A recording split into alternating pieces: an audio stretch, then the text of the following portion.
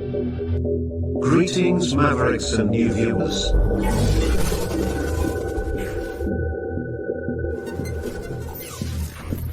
Tonight, direct and live from the Maverick News Network World Studios. This is Maverick News with Rick Walker.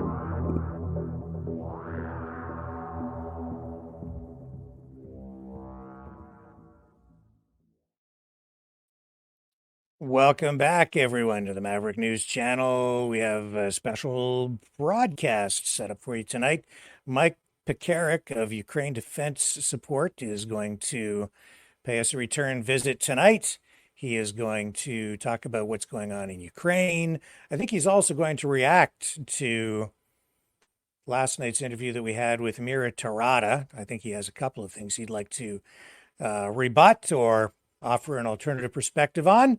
So we'll get into that with him. If we have time, we'll touch on the top news stories of the day, stories that will include plan to assassinate Donald Trump, some foreign national from Pakistan, apparently a plot foiled by authorities in the U.S., and also Kamala Harris picks her running mate. So we'll try to maybe get into that tonight, but our feature interview tonight is far more important than just that, so stay with me and we'll get into all of it when we come back on the other side of this. He's a fighter. He's a survivor. President Trump, defiant, strong. He is determined to make America great again. Pay tribute to the 45th President of the United States with this collectible t-shirt from the Maverick News Memorable Moments collection. Even a would-be assassin's bullet could not stop him. Instead, he emerged with his fist in the air ready to fight. For freedom. Get your Trump Fighting for Freedom t-shirt with any donation of $30 or more to Maverick News. There are two iconic artistic designs to choose from. But there is only one way to get these. Donate at freedomreporters.com. Support free speech. Free media. Support Maverick News. Call 1-866-248-1490 or order online at supergeeks.tv.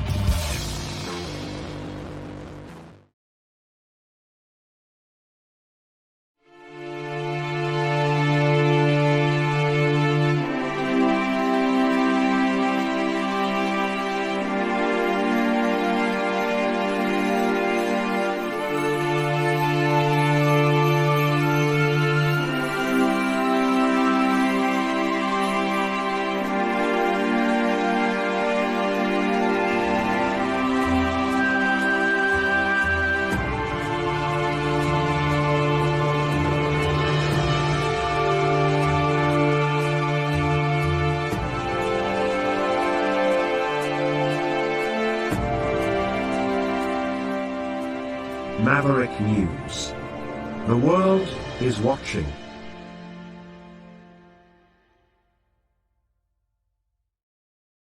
Okay, let's bring in our special guest for tonight, Mike Pekarek. Hello, Mike. Welcome back. Hello, Rick. Thanks for having me back again. I sure do appreciate it. My privilege. I really appreciate you taking the time. We have a lot of things to discuss tonight because there's so much going on with the situation in Ukraine. Yes. Where would you like to begin? Well, we could start out. So I watched your interview with Ms. Terada, and I'd like to start out there if we could. Sure. And I'd like to lay out a little bit a prelude before going into how she's approaching the subject. Okay, so let's just, in case people are watching tonight who didn't see the interview or maybe don't quite understand, Mira Terada is the person behind the Foundation to Battle Injustice, I believe is what it's called, in Russia. And she's also heading up the BRICS Journalists Association, also in Russia. Controversial figure, arrested on drug charges extradited to the United States, stood trial, convicted of money laundering in a plea deal. The drug charges were dropped after allegedly being caught with a kilogram of cocaine under the hood of a car, accused of being an accomplice in a drug operation with her, I don't know if still or former boyfriend or common law husband. That's pretty much it. Then served 30 months in prison in the United States, went back to Russia, and is now involved in online influencer activity, social media stuff, and part of a allegedly, according to Western media, she's heading up what they're describing as a propaganda operation that was set up by Yevgeny Prigozhin, who was the head of the Wagner Group, who was also the guy who was sort of spearheading what appeared to be possibly an attempted coup against Vladimir Putin. And he is now no longer with us, having been killed mysteriously in a plane crash. Is that about it in a nutshell? It's pretty much what I've read. Sometimes these things are difficult to nail down because our ties to reliable sources in Russia can be sketchy sometimes. Mm-hmm. I did read that after Prigozhin's demise, that she was kind of taken under the wing of folks in the Kremlin and was enlisted to help them run their influence campaign, to put a nice name on it. So one of the things that I wanted to talk about is there are a lot of words and a lot of stories coming out of Russia concerning all sorts of things. But in specifically about Ukraine, I wanted to give some background before I go into, because I wanted to lay down what we know about the factual history of why is Ukraine fighting back, because that's one of the key messages that is coming out of Russia is, Ukraine is not a proper nation. Ukraine is, the people are not valid people. They're not separate. They're just Russians. There's all sorts of that kind of thing going on. But fight back Ukraine did, and they're still fighting back. They're in the third year of a war against the Russian army, which was supposed to be the second army in the world. So here we are. It's important to understand. I know Ukrainians. I've traveled through the nation a few times, and them fighting back was not a surprise to me. The vigor and the somebody's asking me to turn my volume up. The vigor with which they fight, and the dedication to the fight and the creativity that they're pouring into it is not anything that should be downgraded. It's just astonishing the level of resistance that they're giving. And they built this up. Ukraine has been under Russian and Soviet rule for more than a century. The current Russian government, and this goes back into the Soviets, where it's kind of an oligarchy kind of a government where laws are kind of what the oligarchs say they are, kind of a thing. And lots of corruption. They like to keep nations like Belarus and Kyrgyzstan and all those kinds of things under their thumb. And Ukraine was having none of that. In 1990, when all of the Soviet Union was falling, Ukraine kind of jumped on it. They jumped on their own independence. They're like, yes, we want to be free, finally.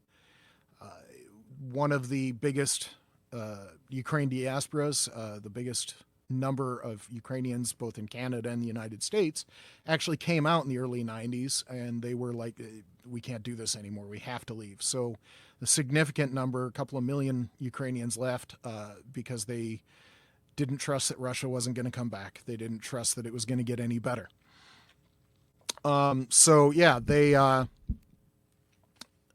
They went through a whole bunch of stuff, and then after the wall fell, after the Soviet Union fell, there was the 1993 Russian Constitution crisis. So they weren't trusting Russia anymore after that, because if they can't even keep their own government going, it's kind of an issue. There was the 1992-93 war in Abkhazia. Then Ukraine says, well, Russia's willing to use force again, just like they did Prague 1968 and all of those Cold War times where they sent tanks into big cities to put down civilians. And so the Budapest Memorandum came out, the agreement in Budapest, backed by Russia, the Ukraine, Russia, the UK, and the United States. And it was supposed to guarantee Ukraine's independence. Then there was the First Chechen War. Ukraine decided that they wanted to move towards Europe. 2004, they actually did their first attempt that didn't quite succeed. But they did eventually manage to elect a president that wanted to move them more towards the West, more towards a system of capitalist kind of an economy. Rule of law was very important to them because rule of law will help get rid of their corruption problem that they inherited. And then 2014, they finally had their successful revolution. But Russia couldn't handle the idea of Ukraine calling their own shots. So in 2014, Russia invaded. There was all sorts of other things going on. There was a sidebar to that was just this spring in April, the Czech government declared it an act of, what did they call? Declared it a deliberate attack on Czech soil. This was the 2014 ammunition warehouse explosions. And I can't pronounce the name of this village, but I can type it in if you really want me to.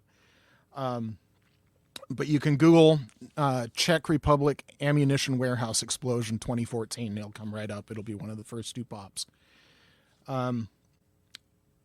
So these were the same two operatives that they filmed and they tracked inside of the Czech Republic because it was a delayed explosion. They actually had to do some Sherlock Holmes bit to just figure out how it even happened. But the same two Russian operatives that tried to do the nerve agent poisoning and assassination attempt in the United Kingdom were the same two operatives that blew up that Czech warehouse, the ammunition warehouse. Yes, that's the one. And these weapons were supposed to go into Ukraine in 2014. There's still a little bit of a mystery about what actually did the Russians target the wrong warehouse. There's still a little bit of a mystery going on here, but that was absolutely a Russian attack on Czech soil. And for the record, the Czech Republic is a NATO nation. So with that in mind, the Ukrainians, they know what Russian rule is like. They lived under it for a long time. They want nothing to do with it. And then when Russia decided they would attack, and then they said, no, we're not having it. So the only way, because we tried diplomacy for a couple of decades, diplomacy did not work. And if Russia, after those decades, is going to attack us and kill our people and destroy our cities, then we have no choice. We have to fight back because the only alternative is obliteration. We either fight back or we're gone. And so that's the fight Ukraine is in. That's the fight Ukraine understands. And that's where we are. Ukraine wants peace. They don't want this war. They never did. They never invaded Russia. They never attacked Russia. They don't want war. But war came to them. So they fight back. They had no choice. When somebody comes at you, you either have the choice of laying down and taking it or giving it back. And Ukraine chose to give back. So that's where we are right now. There's one thing that could end this war right now. Russia could pack up and go home. They could leave Ukraine, and Ukraine would say, yeah, we're done. Peace. I didn't want to say peace out, but I'm going to say peace out. And it's not just little things that Ukraine suffered. There was the Holodomor in the 30s that killed several million people, but that wasn't the only one. Under Brezhnev in the Soviet Union, there was another, what they called Russification, which is a very nice term for genocide. what the Soviet Union would do was they would move Russians into nations like Belarus and Estonia and Ukraine, for that matter, Poland and East Germany, Kyrgyzstan, all of the Soviet nations and the Warsaw Pact nations. They moved Russians in. Then they tried to implement a system of, well, the Ukrainians are there. We're going to make it harder for them to have jobs. We're going to give them worse healthcare opportunities, while the Russians that we moved in, they're going to be living like kings. So it was an attempt to erase the national cultures in those areas and replace it with Russian. And that happened under Brezhnev in the 60s and 70s. So that explains when the Soviet Union fell, all the Ukrainians that could, they were like, I got to go. And they ended up in places like Seattle and just all over America and Canada. So just as a background, what I heard from Miss Terada, it sounds like she has a formal role, but sometimes that can be difficult to tell. So I don't want to sound more certain than I actually am. But she was doing the Russian line. Russia has a tradition of what they call maskirovka, which translates pretty well, called masquerade, or any sort of deception kind of a thing, which you might say, well, okay, deception. That's just the way sometimes things go. And I get it, but Maskirovka has its own specific definition, and it covers all sorts of things. And in this case, what it's covering is something, when you're talking about people in diplomacy and soft power or strategic influence jobs, would say is, they call it FUD, F-U-D-D. And that stands for fear, uncertainty, doubt, and despair. Yes, that would be Maskirovka. And FUD, fear, uncertainty, doubt, and despair. The job and the idea is to cause chaos, erode trust in basic institutions, use sock puppets and mouthpieces to incite problems or even violence, or just cast doubt. You just throw things out there and somebody might believe and it might catch hold. Create a sense that there is no hope for the future. That's certainly what they're trying to do in Ukraine. They're like, why fight back? You're not a real nation. And I would like to point out that under the Geneva Conventions, some types of propaganda are fine, but certain types of propaganda are specifically illegal. And I'd like to read from the Geneva Convention of 1983, Article 20, and I will note and re-emphasize that Russia signed the Geneva Conventions of 1983. So under Russian law, this is illegal.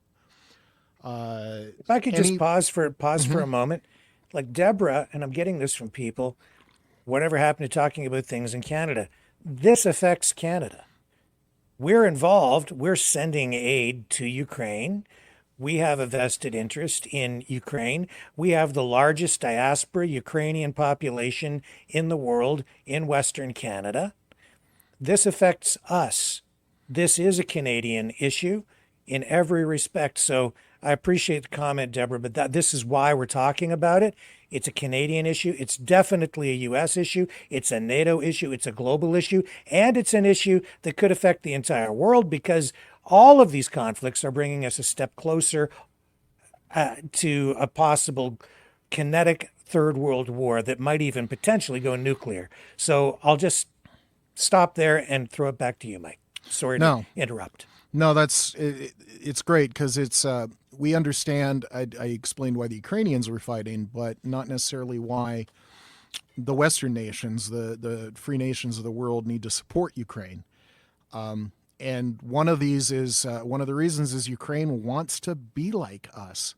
They don't want to be oligarchy ruled. They don't want their corruption anymore. They don't want what they had for 100 years under Russian rule. They want to be like Canada. So they, in many ways, exhibit the best of us. Sometimes I like to say that a lot of the grit and determination that Ukrainians are showing is what I like to think the best of America is. I'm American. And the grit that Canada has shown in the last century. And it's important to support people that want that. Because if we walk away, what you're willing to walk away from is what you're willing to say is okay. And if you're willing to walk away from a war of aggression, an unprovoked invasion, thousands of war crimes, if you're willing to just say, hey, that's great, you do you, I'll do me, what you're saying is that war crimes are okay and that we shouldn't get involved, and it's okay. It's not. You can't walk away from that. I did want to read that propaganda for war and any advocacy of national, racial, or religious hatred that constitutes incitement to discrimination, hostility, or violence shall be prohibited by law. So when you hear RT or the Kremlin or anybody talking about these points, say that Ukraine's not a nation, they don't deserve to be independent, and just all of these dehumanizing propaganda points that they are putting out, that is actually a war crime. And one of the things that Ms. Terada put out there, she was, journalists who are not aligned with the government of Ukraine are persecuted, and they're on a list. Basically, they've been identified by a group who exists to investigate and document and report war crimes. And so there are Russians on this list. She calls them journalists, but what I just said about the Geneva Conventions of 1983, they have committed propaganda war crimes. And so among all of the other things, that's why they're on the list. But one of the techniques that they use is when they're accused of something, they being the Russians, when they're accused of something, they turn it around and say, well, you're doing it too. So it's one of those logical fallacies of, even if somebody else is doing it, that doesn't mean that what you're doing is right. But in this case, it's this thing, well, you're doing it too, and it's not, the accusation is not correct, the Russian accusation towards the West. So this is part of that FUD with uncertainty, doubt, fear, uncertainty, doubt, and despair, where they're consciously trying to sow doubt, these accusations against Russia. Well, everybody else is doing it, and these people accusing me are doing it because in addition to this name that I can't pronounce, I am so sorry. I'm going to try. Maratveritz, I'd like to say. Maratveritz. Yes. And website, they also accuse the Clooney Foundation for Justice. Amal Clooney, George Clooney's wife, is a very accomplished international law specific. That's her specialty in law. She's a lawyer that specializes in international law. The Clooney Foundation for Justice exists for the same reason as the other group, is to investigate, document, and report on war crimes. And since they're investigating and documenting and reporting on Russian war crimes, that means Russians are going to go after them. In the same way, they're going to start saying, well, you're calling for journalists to be assassinated. Well, in February of 2022, the Russian government passed a law that all Russian journalists must, when reporting on Ukraine, use the official Russian government line. They cannot report on anything else. If it was not approved by the Kremlin, they can't say it. So that means they are not journalists. If they report on Ukraine and they spread the Kremlin line, they're no longer journalists. They are mouthpieces of the Russian government. So they're not journalists at this point. They might still be. They might be on other subjects, but on Ukraine they are not. So it's sometimes fine distinctions of law where the truth requires context and requires knowledge, and it requires a little bit of attention to detail, where a lie, you can just spout it and somebody's like, yeah, that kind of sort of makes sense. Or they'll use words like, these journalists are being targeted. They're not. And this is the reason why they're on that list. So, okay, so here's this website, Marotrovitz. Yep. I've talked about it here on this program. I even put a petition together because I'm opposed to any targeting of journalists, period, regardless of where it comes from, if they're legitimate journalists. So this has been described by a number of people, especially pro-Russian journalists, as a hit list. And they're saying that some of the people on the list, which includes journalists, artists, some political activists, some of the people on the list have been assassinated or killed. It's your position that this site is not that. What can you explain? Just explain how you view this. So if you go on that site, which you are, Yeah. there are more things than that list. So for instance, they will document other war crimes. But yes, they do have a list, and it's a little bit, I would not call it a hit list, but they do, okay, these are the propagandists. And so it's a little bit of a, I'm trying to figure out the right word. So if you are trying to get legit news and you're trying to find a journalist with integrity that is going to give you an honest shake, even if it's wrong, they're at least going to be trying to do their job. Then one of the bits of information that is useful is that, are there individuals out there who are trying to pose as journalists, and they're trying to pretend that they're giving you news, and they are not doing that. That, for me anyway, is valuable information. Now, it is actually possible, because anything's at some level, some things are possible. It's that these sources will, excuse me, sorry, it's been a long day here. Okay. That these sources will give you useful information, maybe not the information they intended. So, for instance, I watch RT. I read Russian sources. TASS, back in the day, I'll go back and read, just sometimes for historical interest.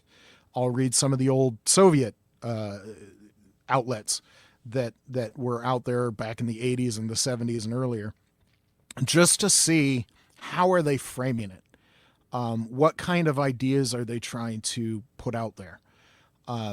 Now, this is entirely separate from whether it's propaganda or anything like that, because to me, even if it is propaganda and wrong, I think knowing it, or knowing what they're trying to say, is actually valuable information. So I highly dispute that Marotveritz, I'm getting better, is a hit list. I highly dispute that. It is a list of people that group has documented as spreading Russian propaganda. Now, in terms of war crimes, propaganda is not something that's a huge crime, but it can be important. So if you think back into World War II, where you're talking about the Holocaust, and there are a whole categories of people, not just Jewish people, but also gypsies. In Europe, they call them Roma, or Romer, depending on where you're at. Basically, roaming, they don't have set state, they don't have homes, they roam around. So political dissidents, homosexuals, that's where the pink triangle comes from. A lot of people don't know that, but the pink triangle, instead of the yellow Star of David, when you were in a concentration camp for being a homosexual, you wore a pink triangle. And that's, today, when you talk about LGBT groups wearing that pink triangle, that's where it comes from. They decided they would own it and turn it into something that it wasn't. So, but the propaganda at the time, you think about Goebbels, who was the head propagandist, who were talking about a whole category of people that everyone was evil. They weren't individuals. The entire group was evil. That's the kind of propaganda that is considered a war crime. So maybe some of those people on that list, maybe we should revisit. I'm not going to say that every single person on that list maybe deserves to be there, but that group is at least trying to be accurate. Now, if you did challenge a specific one on that list, then maybe they'd take it down. Now, as for some of those people being dead, you can Google some of them, and this isn't great, but it is true. When you go to the front lines, it's not safe. And that sounds like it shouldn't be said, but sometimes when people talk about, well, this war correspondent died, and that's a bad thing. Well, okay, but I agree with you. But if you're going to the front lines and you are within artillery range and sometimes within rifle range or certainly sniper range, and things go sideways, you're going to get hurt, and some of them aren't going to come back.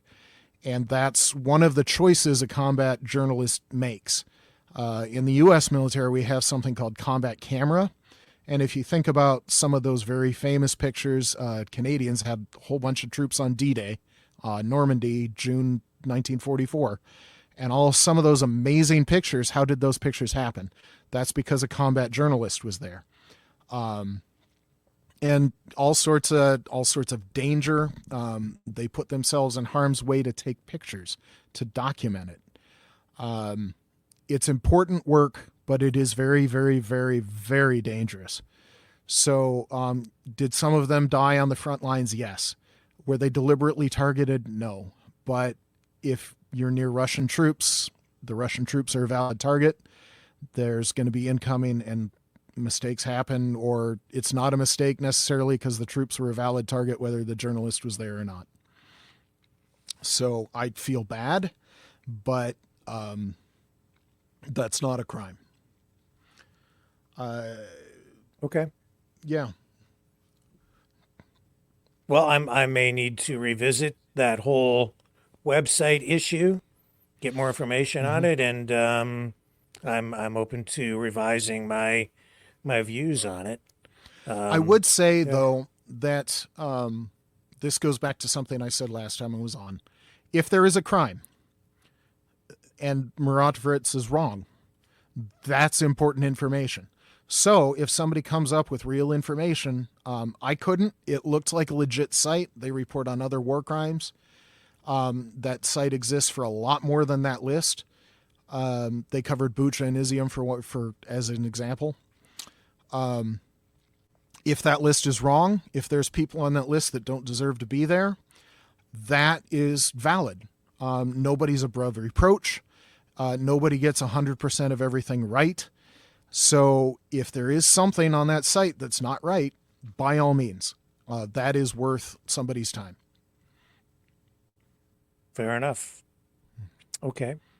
Let's pivot back to the center of the road here, I guess, and get back on track with what we sort of started with a while back, which is the interview with Mira from yesterday, right? So yeah, she actually directly, because I was going into her attacks on Western journalists. One of the things that she said was European and Western media are restricted. There are no independent media allowed, and the public is a media vacuum, which is a little bit weird because I, as a pro-Ukraine person, are on your show, and you're a Western media journalist, and you had Mr. Terada on yesterday, and we're presenting opposing viewpoints, and that seems pretty free to me. So just the fact of her and I on the same show within hours, you said it was last night, and it's that kind of puts the lie to her claim.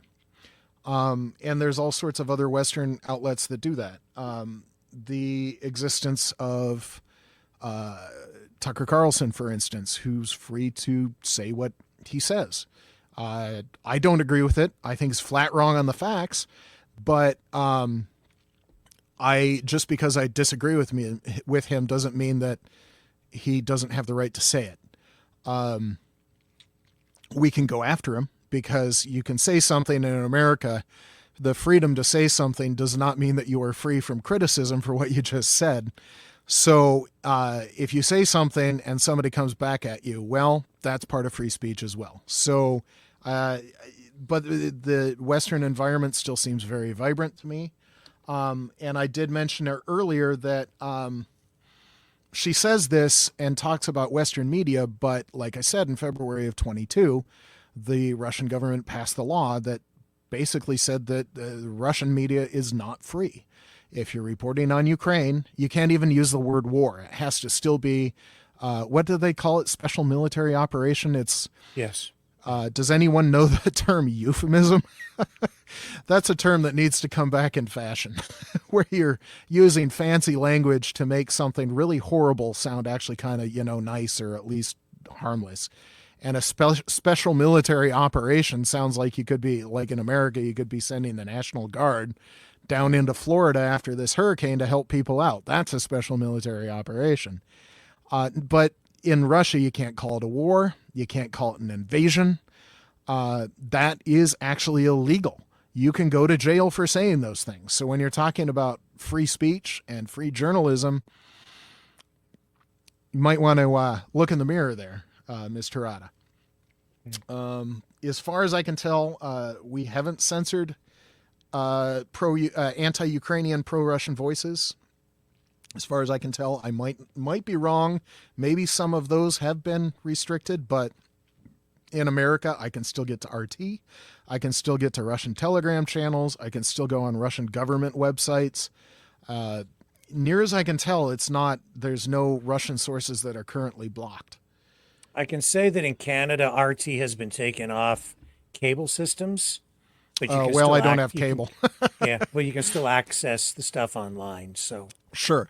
So I will say that the cable, that's a Western company, and RT can broadcast everything they want. That doesn't mean that cable company is required to rebroadcast it. That the cable company has rights as well. So the cable company taking RT off of the cable is not an example of government censorship. It's an example of a company saying, we want nothing to do with this. They're free to do that. I have more stuff. We don't necessarily need to talk about it.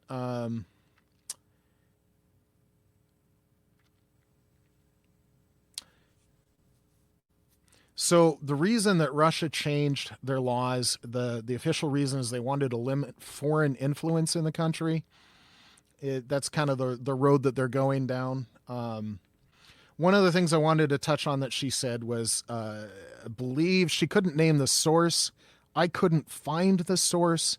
And from what I could tell from what she said, it was a private conversation she claimed she had with a Western journalist, but she couldn't name the group. I think it went from Financial Times, maybe it was Forbes. I think she ended up on Bloomberg, maybe, but it cycled through a couple of sources. So I couldn't find it. I'm not sure. It was a public conversation, but she claims this person stated that the White House approves articles as a way to discredit U.S. freedom of speech and our news, and makes the Western news propaganda. If I remember what she said, and I kind of now wish I had typed it out more specifically, is that it was involving a prisoner transfer situation sometime in the last couple of years. And there's been a couple, like Brittany Griner, the one that just happened with the two Gershkovits from the Wall Street Journal. Trying to remember the former Marine. I can't remember his name off the top of my head. But she was saying that this... And she kind of buried this, and it the more that she talked and the more she hedged, the less serious the claim sounded. And so she started out with saying, the White House is censoring these journalists. But it ended up with her saying something like the journalist had gotten in contact with the White House press room and asked for commentary or if something was correct. And the White House said that they weren't going to comment or they weren't going to give any sanction to what he wrote. But that's just how journalism in the West works. So if you've got a story and you want to run with it, and for instance, if you're talking about a prisoner transfer involving the White House, you're going to maybe cover your bases and try and do your job and contact the White House and say, do you have any comment on this news story I'm about to run? The White House might or might not comment on it. And then you have the choice. Can you run the news story without the White House comment? Or do you hold back until you have more information? Both of those are valid journalistic choices, depending on what the news story is. If it's really hot, maybe you just run with it, and fair enough, especially if you sourced it well somewhere else. But you see where I'm saying is that she's using this FUD thing, the distract and the doubt and all this kind of stuff. And she started out with this really, really strong statement that the White House is censoring the journalism. And then she hedged and she walked back, and then it wasn't a public thing. And then it wasn't actually a news article. And then it was a private conversation. And then it wasn't really even a thing. So it starts out with this big claim, and that might get the headlines, but there's nothing there. There's no there, as I can't remember who said that. And again, go back. Russia is ranked 164th out of 180 nations by the World Press Freedom Index. So, places like North Korea are worse than Russia. That's the company they're keeping. The United States is actually not as high as I wanted it to be. I didn't write that down. I'd like to say that the United States was actually around 50, which actually surprised me.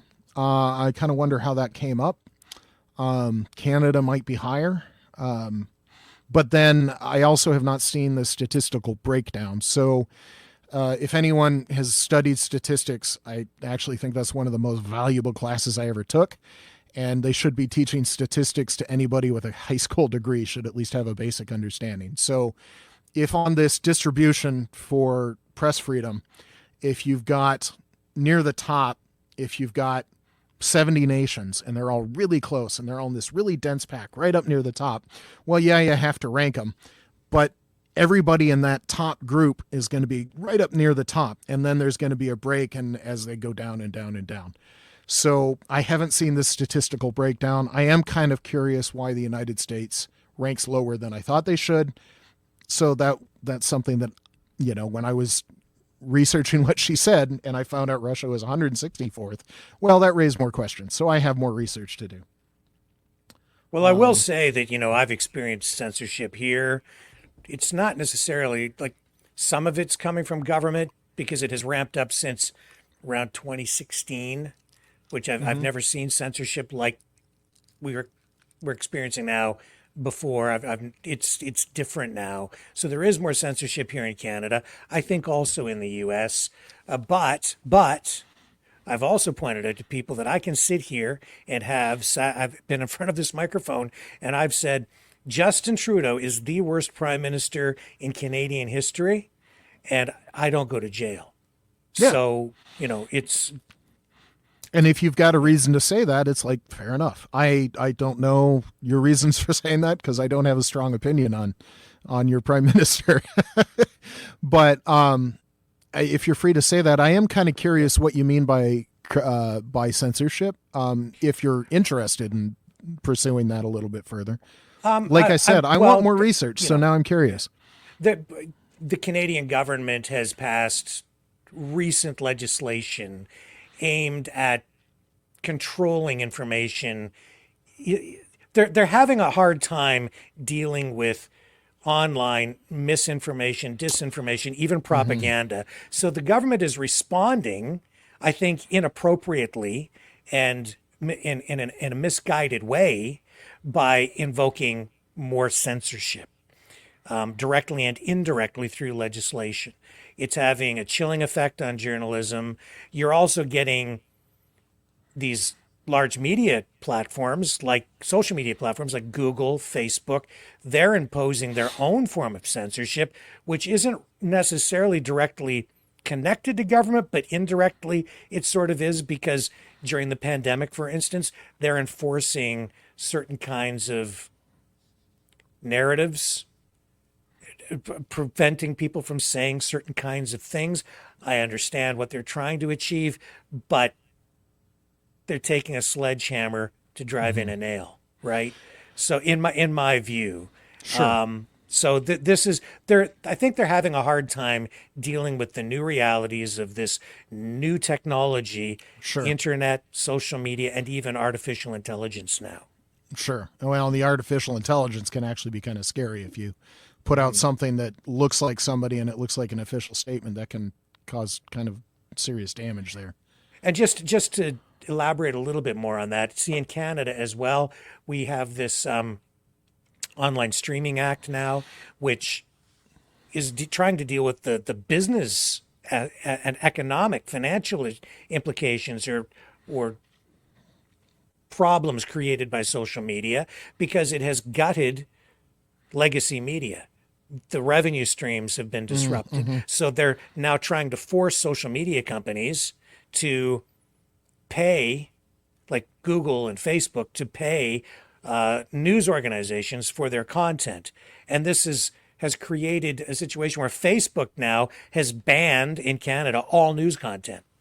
They won't carry it so that they don't have to pay. That's the unintended consequence of some of this Sure. new legislation, which is a form of censorship as well. And that's actually impacted what we do here too. So anyway, I'll throw it back to you.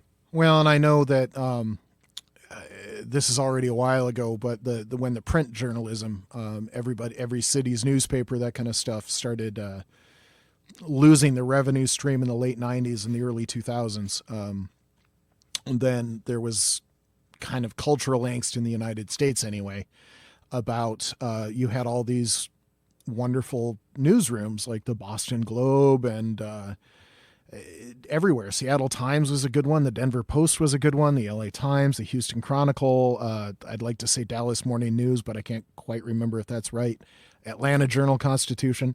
And all of these, this kind of idea that is so central to American values. It appears in our very First Amendment. And the print journalists that were no longer able to afford the extensive newsroom that they had of experienced, smart, capable, hardworking journalists was consternation. That was cause for consternation in the United States. I didn't necessarily pay attention to what it might have done in Canada, and I'm a little sorry for that. It wouldn't surprise me if it was the same sort of a thing, though. Yeah, well, we've seen too in the U.S., right? We've had those hearings where it was revealed through the Twitter files that the government was influencing content and censorship on Twitter, X. So there has been government influence directed towards social media platforms. Yeah, from what I understood, that was more of a request than a demand, at least in the United States. But yeah, I mean, there's questions. The other thing to think about is if we go back to the existential crisis that we're talking about in Ukraine and the idea that this is a 1938 moment, that kind of a thing. What levels of propaganda constitute a war crime? Going back to Ms. Terada, when you're in that massive of a conflict or that massive of a world danger situation, governments start censoring. If you read about World War II and what could be said and what couldn't be said, even to, they're not going to go after you, but like the posters, loose lips sink ships. And I say that now I'm thinking about early World War II when America finally joined in, but it took us something like 9 months to shut off our city lights at night because the U-boats were sinking our ships because they were backlit by like New York City's skyline, and the U-boats could just see our cargo ships and they would sink them. And it just the struggle just to get people to shut some lights off so that the war effort could go with fewer ships sunk. But I do get what you're saying, and you have to walk a rope because even during wartime, at least in the West, like I said about the combat journalists at Normandy and all through World War II, and it's been a thing ever since. If I remember correctly, the first Crimean War for Ukraine, the first Crimean War in the 1850s, was the first war to be photographed, and the American Civil War was the first war to be extensively photographed. There's tens of thousands of photographs in the National Archives from the Civil War. It's important to document accurately what happened.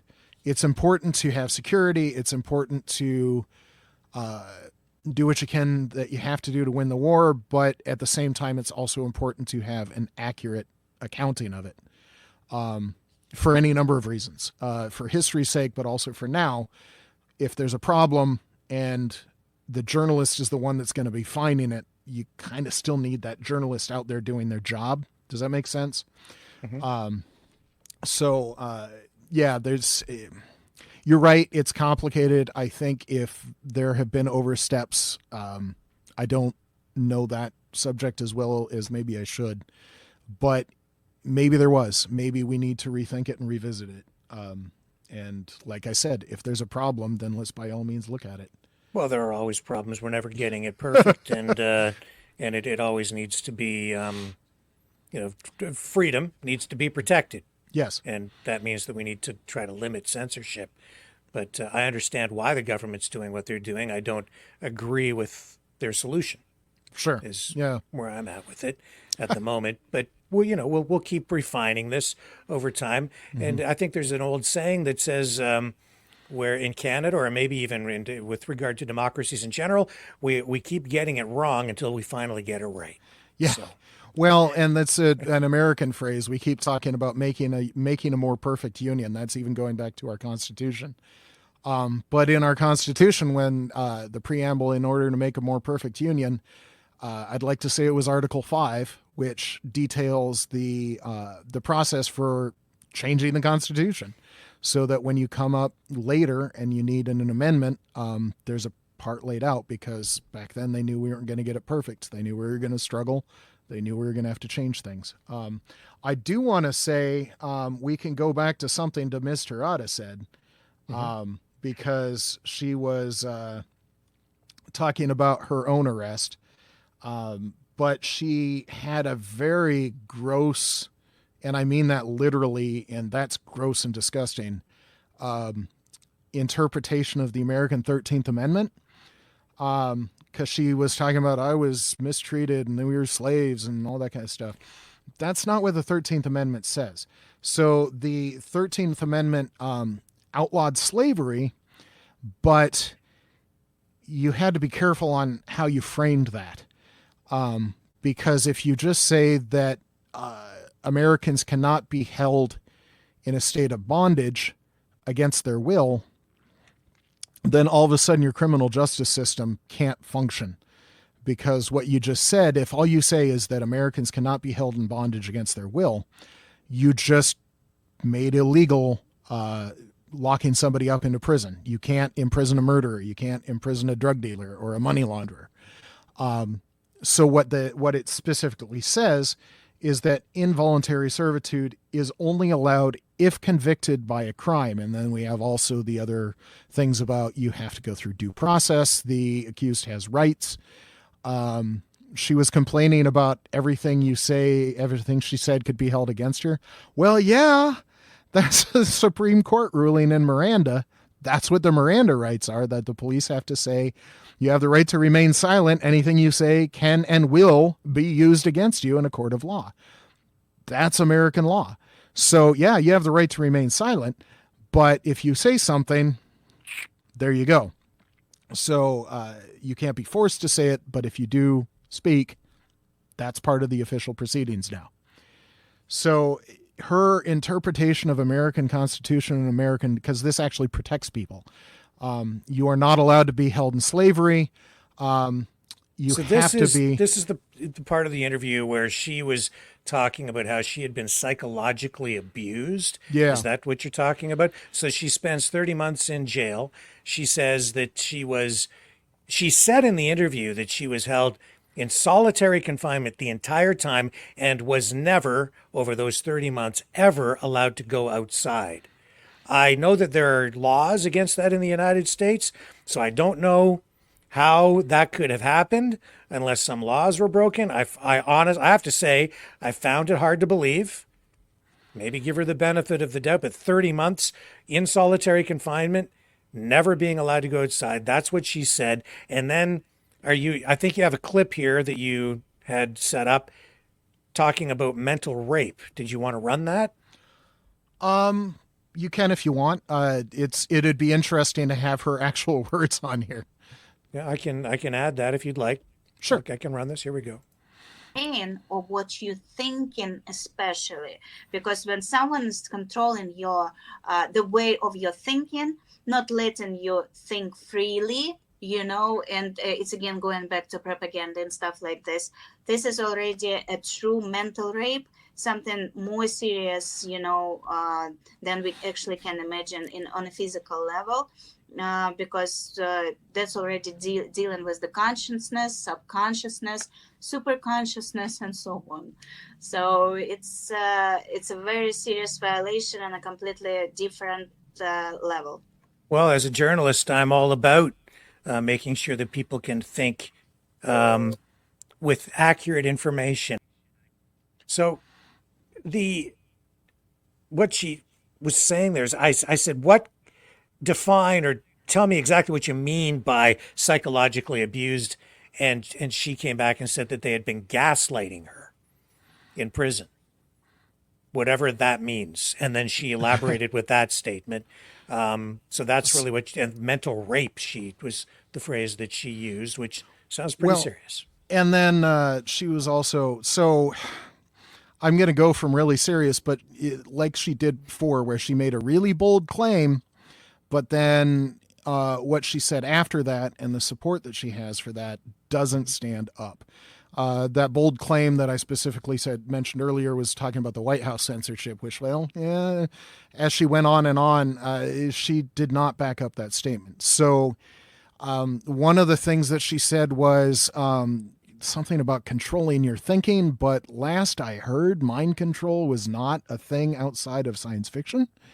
So I don't know how that came up.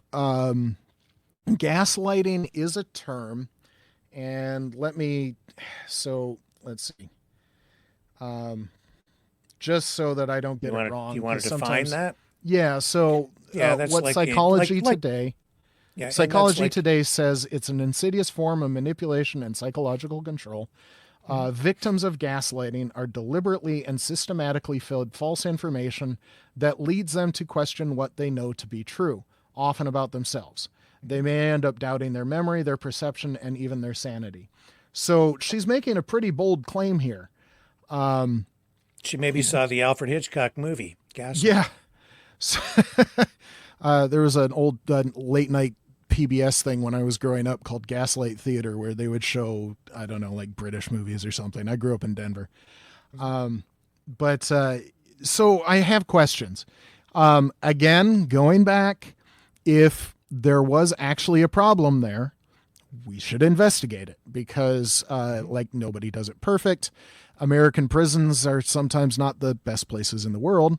But the same time, she was arrested with a kilogram of cocaine, and she had been under surveillance for a while as part of a money laundering scheme that she was running out of a travel agent shop in Houston, which is kind of good cover when you think of it. Random people are coming into your shop and all that kind of stuff, and you talk about different places and all that.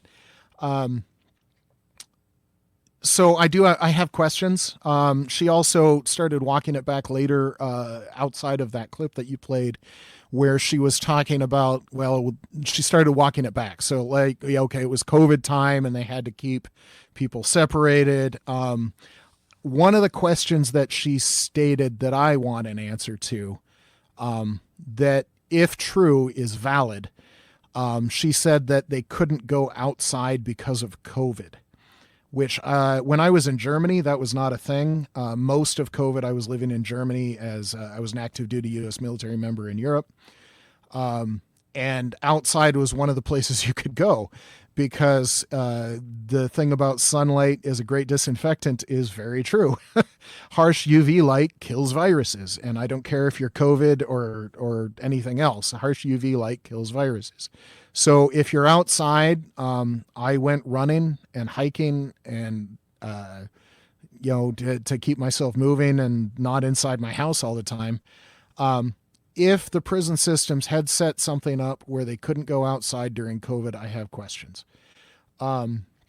If it was something else, because she mentioned something about solitary, American prisons don't hand out solitary confinement for nothing. So I have questions about what she did. So I have questions. And given what she said elsewhere and the complications of she'll make the bold claim and then not back it up, I have questions. I think if there is one serious thing, though, that the not being able to go outside is one of the things like, really? Somebody made that call? And maybe they made the call in good faith, trying to protect people because you could isolate them better inside. I don't think that was the right call. Now, I will say that MK Ultra mind control is actually a thing, and they did actually conduct experiments at a hospital in Montreal. There was just a recent court case involving the families of victims because they wanted to sue the U.S. government. But because the CIA and the U.S. government had been doing it in Canada, there was a limit on how much there were limitations on jurisdiction. So the families have not been allowed in Canada to sue. But I will say this as well. If Mira had been subjected to the kind of experimentation that really did go on in that hospital in Montreal, right up until the late 1970s, I believe, she would probably be a vegetable today because they were injecting, they were doing all kinds of crazy things to people with LSD and shock therapy. And they were literally taking people who were lucid and turning them into, they were destroying their brains, essentially. So horrific stuff, separate story. But if that's where, if that's what this is, what the allegations are about, that it was some sort of an MK Ultra mind control thing, absolutely not. Or she would not have been sitting there talking to me the way that she was speaking to me. Well, and that's one of my questions. What proof does she have? Is she making a bold claim without any sort of backup because that's her job with the FUD thing, the fear, uncertainty, and all that? Because she can make, I was tortured. That's kind of like nobody wants to be tortured. That's kind of a thing. So, but then she walked it back. So this is kind of on par for what they're doing. Cause, if you look at the prisoner exchanges in Ukraine, where Russian soldiers, are exchanged for Ukrainian soldiers, Ukraine, it's one of these things where Ukrainians actually get mad until you explain this to them, that Russian prisoners are given, cigarettes and clothing and all that kind of stuff, because that's what Geneva says. And I'm 100% sure that the United States says, if you start mistreating prisoners, we have a problem. And then the Ukrainian prisoners are coming back and their skin and bones, evidence of torture, scarring. Then this is another thing where Russia's being accused of something, so she's trying to throw it back. But when you look at her arrest and legal record, she was arrested with 1 kilogram of cocaine. She had been under surveillance. There was a money laundering, drug mafia thing going on. She got let off pretty light. If that was what was going on. She was young. She was a first-time offender. They dropped the drug charges. They only pressed the money laundering charges. She only served 30 months. That's a pretty light sentence. She was talking about some other things with her lawyers, which I'm sure the government was trying to get her to flip a little bit. And maybe her lawyer was saying, well, this is a plea agreement that was offered. And in the United States, the ethics that lawyers have to live by is if they're if the person that they represent is offered that kind of a deal, that kind of a plea deal, they are ethically required to inform the person they represent about that deal. So she was talking about what her lawyer had been pushing. He'd been under control of the U.S. government and all that kind of stuff. And I'm like, no, I'm pretty sure you're describing how the legal system works, because, again, this is in place to protect the accused. If you've got a lawyer that is not ethical, and they are trying to, your defense lawyer is trying to ensure that you get the maximum sentence by not telling you about some of the plea bargains or the lessened sentences or any of that, and they're trying to make sure that you are in the worst possible case, well, that's kind of a problem. So these rules where the lawyer is required to tell her things like this, they're in place for very good reasons, and it protects the accused. So her flipping the script on this is just kind of par for the course. And I if there's something there, then yeah, let's look at it, but I'm not seeing it. And the way that she started to describe after her bold claim, and then she starts going into the details, I'm not seeing it at all. And just so that people don't think that I'm some whack job conspiracy theorist, here's a CBC article on the MK Ultra mind I didn't say control it. thing. I know, but it's easier for if I were to tell my parents this, they would go, "Oh yeah, there he goes again, crazy son of ours." But CBC, CTV, many media outlets, we've covered this story here. We had a member on part of the class action lawsuit. Well, and I think one of the things that came out of all that was that mind control didn't actually work. Does that make sense? They messed people up, and it didn't actually work. Yeah, they didn't really have the success that they thought they were going to have. They basically destroyed people's minds, destroyed people's lives. That's why you have the lawsuits that are still pending. They're still trying. So, and that happened in the United States too. And I will point out that the fact that these sorts of things get investigated, there was some things in the United States. There was the Tuskegee experiments pop immediately into mind. And I'm trying to remember some of the other ones. I don't know if you're aware of the Tuskegee ones, but that's where I'd like to say black men were injected with syphilis without being told, and it no good. But one of the marks of a free society is that comes out. That gets out, and speaking of journalists break that story. It gets investigated. The people that did it, it comes out, and it becomes part of our real narrative. Just like that. Yes. Just like this. And while it's still working its way through the courts, eventually I think somehow, some way, justice will be served. But it will take time. So... anyway, we should move on. Sure. I'm getting off into the weeds there a little bit, just because I'm trying to protect my own reputation.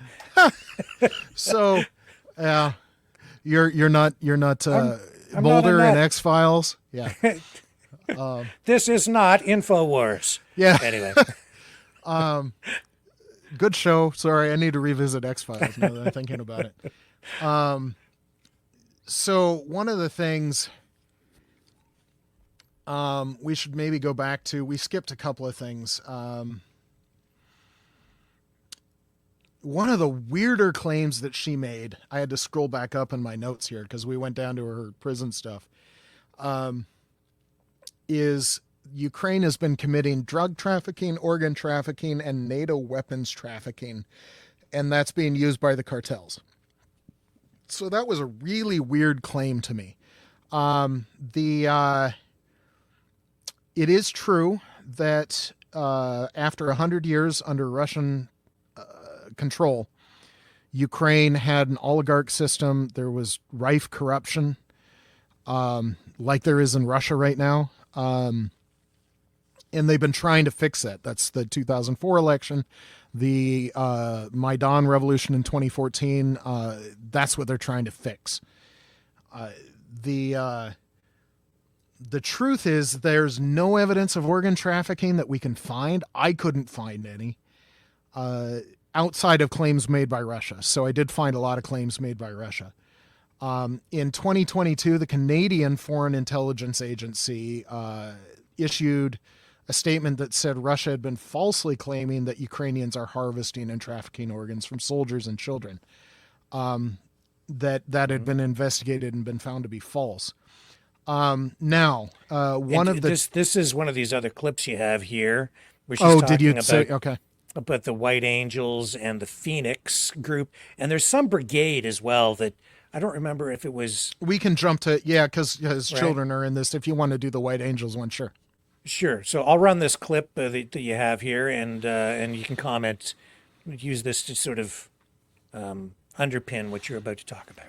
Back, and our witnesses told us that within those people they recognized some of those people who came with the aid, but this time they were wearing the military uniform, and Take the children.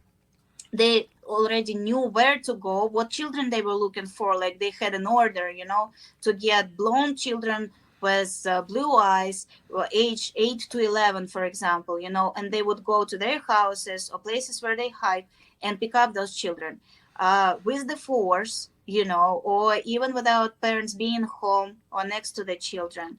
And in some cases, they would point the shotgun in the head, in the parents and take the children. That's the girl told us. Isn't the White Angels supposed to be some sort of aren't they supposed to, like, they're portrayed in the media as trying to help people, at least in the Ukrainian media? That's how they position themselves, and but that's not what the reality is like, because this is what media says, but we try to speak to people who live in those towns, who actually met them, and they know how it happens.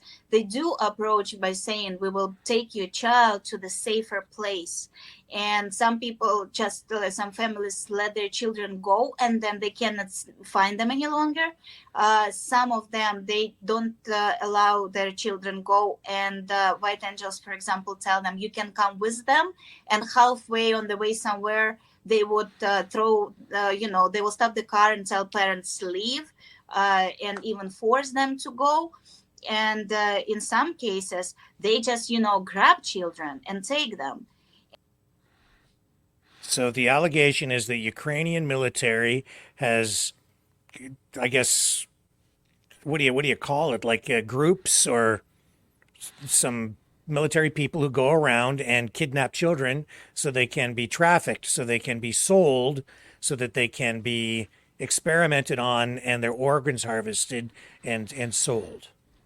So again, she's got a real bold claim going on here. And if you've seen a pattern, she makes a real bold claim.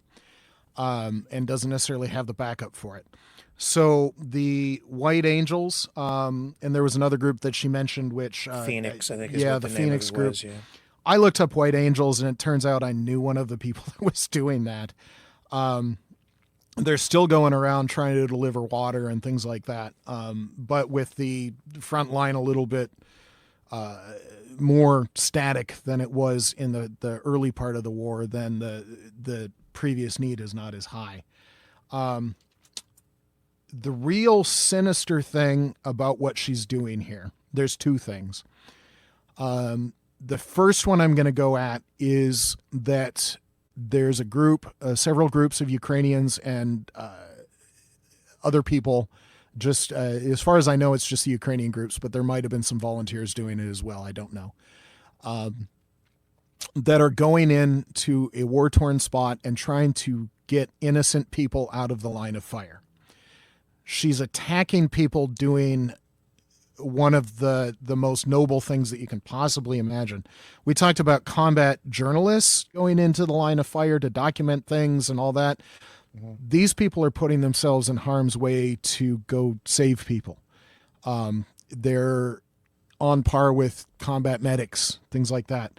And I will point out that these people wearing uniforms, if they're associated with the Ukrainian army, this is an example of Ukraine abiding by the rules of war. Under the Fourth Geneva Convention of 1949, Articles 22, I mistyped. It's 22, 24, and 132. Mm-hmm. The nations involved have a legal obligation to either protect citizens in harm's way or evacuate them. And that is, so these groups doing this is an example of Ukraine doing the right thing. On the flip side of this, it is a war crime to abduct children and put them back in. We have not only Western sources documenting this, we have Russian sources bragging about it. Russia currently has at least 20,000 Ukrainian children in Russia. They have been documented, among other places, by Maverick, that they are documenting Ukrainian children showing up on Russian adoption websites. And one of the, I forgot which article, I'd like to say it was 132 of that Fourth Geneva Convention, requires the warring parties to, if at all possible and as soon as humanly possible, reunite children with their parents. And Russia abducting 20,000, shipping them back to Russia and putting them on adoption websites is not doing that. I have real hard questions for Ms. Terada. Where did I write that down? Well, in fact, I don't know if you were going to, that's what these ICC arrest warrants, International Court arrest warrants, are for Vladimir Putin. Yes. That's what it's all based on. It's the allegations that Russia has been taking children from Ukraine and taking them to Russia. And in fact, Putin hasn't denied that that's happening. They're just saying that they're taking the children to keep them safe, taking these orphans to keep them safe. On the Ukrainian side, if I understand correctly, Mike, the assertion is that these children are being taken and then sort of re-educated. Yes. And that's, Russia is actually bragging about that. I'll find you a link. Unfortunately, I don't have it tonight. But part of the Geneva Conventions, this is one of the most insidious part of their propaganda push, is that you can use a half-truth to obscure the horror, to obscure the crime. So yes, it is Geneva Conventions. You are required to keep these children safe. You're required to feed them and provide them decent housing, all that kind of stuff. But that completely ignores the part of the law that clearly states you must reunite these children with their families at the earliest possible convenience. And Ukraine's been saying, look, we want our children back. We'll arrange it. We can do a swap if you want. We want our children back, and we have their families here. We've got them identified. And Russia's not doing it. So it's truly, it's a big deal. It is, if these allegations are true, it is a form of cultural genocide. Canada is very familiar with that because of residential schools and Indigenous populations, where the government took the children forcibly from families, put them into residential schools away from their families to re-educate them and to educate the Indian out of the Indian. And it's that same idea. Yeah. So I totally understand it. I get why the ICC would level these charges. And if true, that is actually a war crime in itself. I'm in Canada, so I can say that and not suffer. Well, and so the fact that Ukraine has offered to negotiate for this, for the return of their children, they have offered safe passage for the return of the children. If Russia really actually wanted to comply with international law and the laws of war, they would be negotiating this with, rather than holding the children back and putting them on adoption websites. So I do have a question. I don't know the specifics of Ms. Terada's story because she brought it up and I'm like, wait, what's going on here? She had something about a goddaughter or an adopted daughter out of Donbass that was 5 years old in 2014 and has been moved to Russia. And I don't know how many 5-year-olds you've ever met, but my daughter was 5 years old when we left Texas and moved to Germany. And when we came back from Germany, she had almost no memories of the United States. 5 years old, there's very few memories that are even formed. So she's having this person that this child Because if they were 5 years old in 2014, I guess that makes them 15-ish now. They're still a child, but they're being held in Russia. They were in Donbass, and she was talking about Donbass as in when Ukraine had invaded Donbass, but Donbass is, and according to international law, it's still part of Ukraine under Russian occupation. So I have questions whether she herself is involved with a kidnapped child. Where is that child's family? So I have questions. I don't know the story, so I might be wrong, just to put it, but I do have questions because she brought it up and I'm like, that's a really weird angle to go. What's going on here? And I started doing the math. I'm like, yeah, that might be an issue for you. Well, here she is. I just went to Twitter to just see what she's been posting. She's on some other, she's got this on somebody's channel. And I think this is her talking about those white angels again and child abductions, as she might describe them. Вернулись в ионизированное образование белые ангелы. Среди этих людей узнали let me just read this. Paramilitary formations appeared under the name White Angels. Among these people we recognized those who had previously distributed humanitarian aid. Среди этих людей узнали некоторых из тех, кто привозил гуманитарную помощь, только на этот раз они были одеты Only this time they were dressed in military uniform. They had maps with the children's locations marked. в военную форму. На картах нанесена разметка о месте нахождения детей, и они целенаправленно They purposefully went there and took the children туда и away. забирали детей, чтобы забрать They were девочек specifically looking for светловолосых, blonde, blue-eyed светлоглазых в girls 11 to возрасте от 13 years 11 до old. 13 лет. Это зачем? What was this for? Well, of course, we understand that this is a specific order for specific children with Ну, specific конечно goals. же, мы понимаем, что это определенный заказ на определенных детей с конкретно определенными целями. And this is Ukraine human rights abuses, you black soul. Who is this? Fearless John, whoever that is. I don't know. So, I just brought it up randomly. Again, bold. That's a real bold claim. And like I said, one of the sinister parts of this, and she even was like, these are the humanitarian workers. And she's accusing, like she did with the Clooney Foundation, like she did with this group, the Maratverites, and it goes on and on and on, accusing others of the crimes that Russia is committing. Now, if there's merit, then sure, investigate, but this looks like a bold claim that is not backed up. I couldn't find anything on the White Angels that was remotely negative. I searched hard and hard because, like I said, this is a bold claim.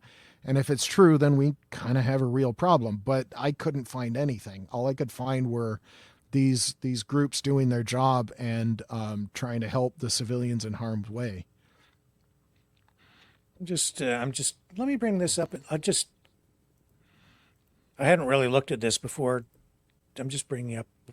I will ask, I do have one more question. So yeah, sure. She's got all these things going on that these are war crimes, and she talks about Ukraine invading in Donbass. And so she's kind of flipping the script here.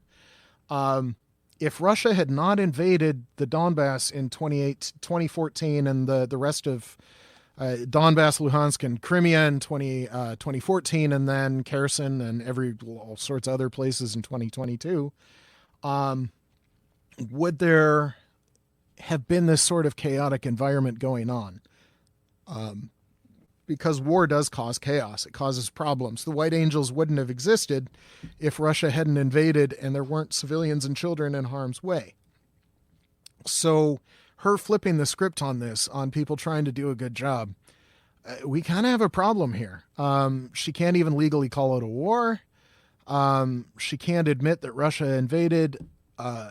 She talks about Donbass not being part of Ukraine, this sort of propaganda of going after the national integrity of Ukraine. There's some real problems with her claim here, and I couldn't find anything to back it up. I actually spent a good bit of time trying to look for it, and I didn't find anything. Well, I have lots of her claims here. claim. Here's other. I mean, what else is she saying? This, if you haven't heard about their latest investigation, key donors to the U.S. Democratic Party are involved in the Ukrainian funeral business, controlled by Zelensky, and making multi-million-dollar profits on the deaths of Ukrainian soldiers and Western mercenaries. And are you? That's definitely. Are you serious about this kind of a claim? Okay, all right. I hadn't seen that before. That's new. I This saw that one, next one, the whole mafia thing. Yeah, I can't quite read it, but I've seen that picture before.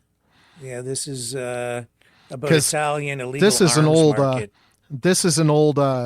This goes way back. This is an oldie but a goodie kind of a thing, where the old Soviet propaganda used to say that America was so corrupt, and they would point to what was that Untouchable guys? They got him on tax evasion, Al Capone. So they talked about Al Capone and all of our gangster movies, and America is run by gangsters, and so that really takes me back. So that's like Soviet propaganda from like the 50s and 60s. I don't know what the vampire is about, but because I can't read the language. Biden administration accused of a number of White House whistleblowers of being involved in the sale of tens of thousands of underage children to elite high-level pedophiles. Bold claim. Very. I don't see anything to back that up. That's somebody giving Trump a car. I don't know if that's true or not. I saw that on Yeah, our feed earlier. I saw it. That's what's his name, Aiden Ross, yesterday. I was like, "Is this real? Like, what is this about? I don't get it." He gave him a Rolex and a Cybertruck. Why would you do that? That's because Musk has weird. been starting to back Trump. So yeah, It was weird. I've it never was seen weird. anything like that. Yeah, I thought it I was agree bizarre. that it's weird. It's just, So I there's didn't. a I wasn't lot- even thinking, but I'm buying into the whole weird campaign now, right? But that was weird. That was weird. Sorry. Yes, it It's was just weird. true. And all these claims are, I mean, they're very bold, but I don't see the backup and the flipping the script on it to try and either equivocate or obscure, make people doubt their own side. This is standard Russian tricks, and if there was any backup, I'd say go for it, but I looked, and there's just nothing there. She did make one claim for an Argentinian group. I had it written down somewhere.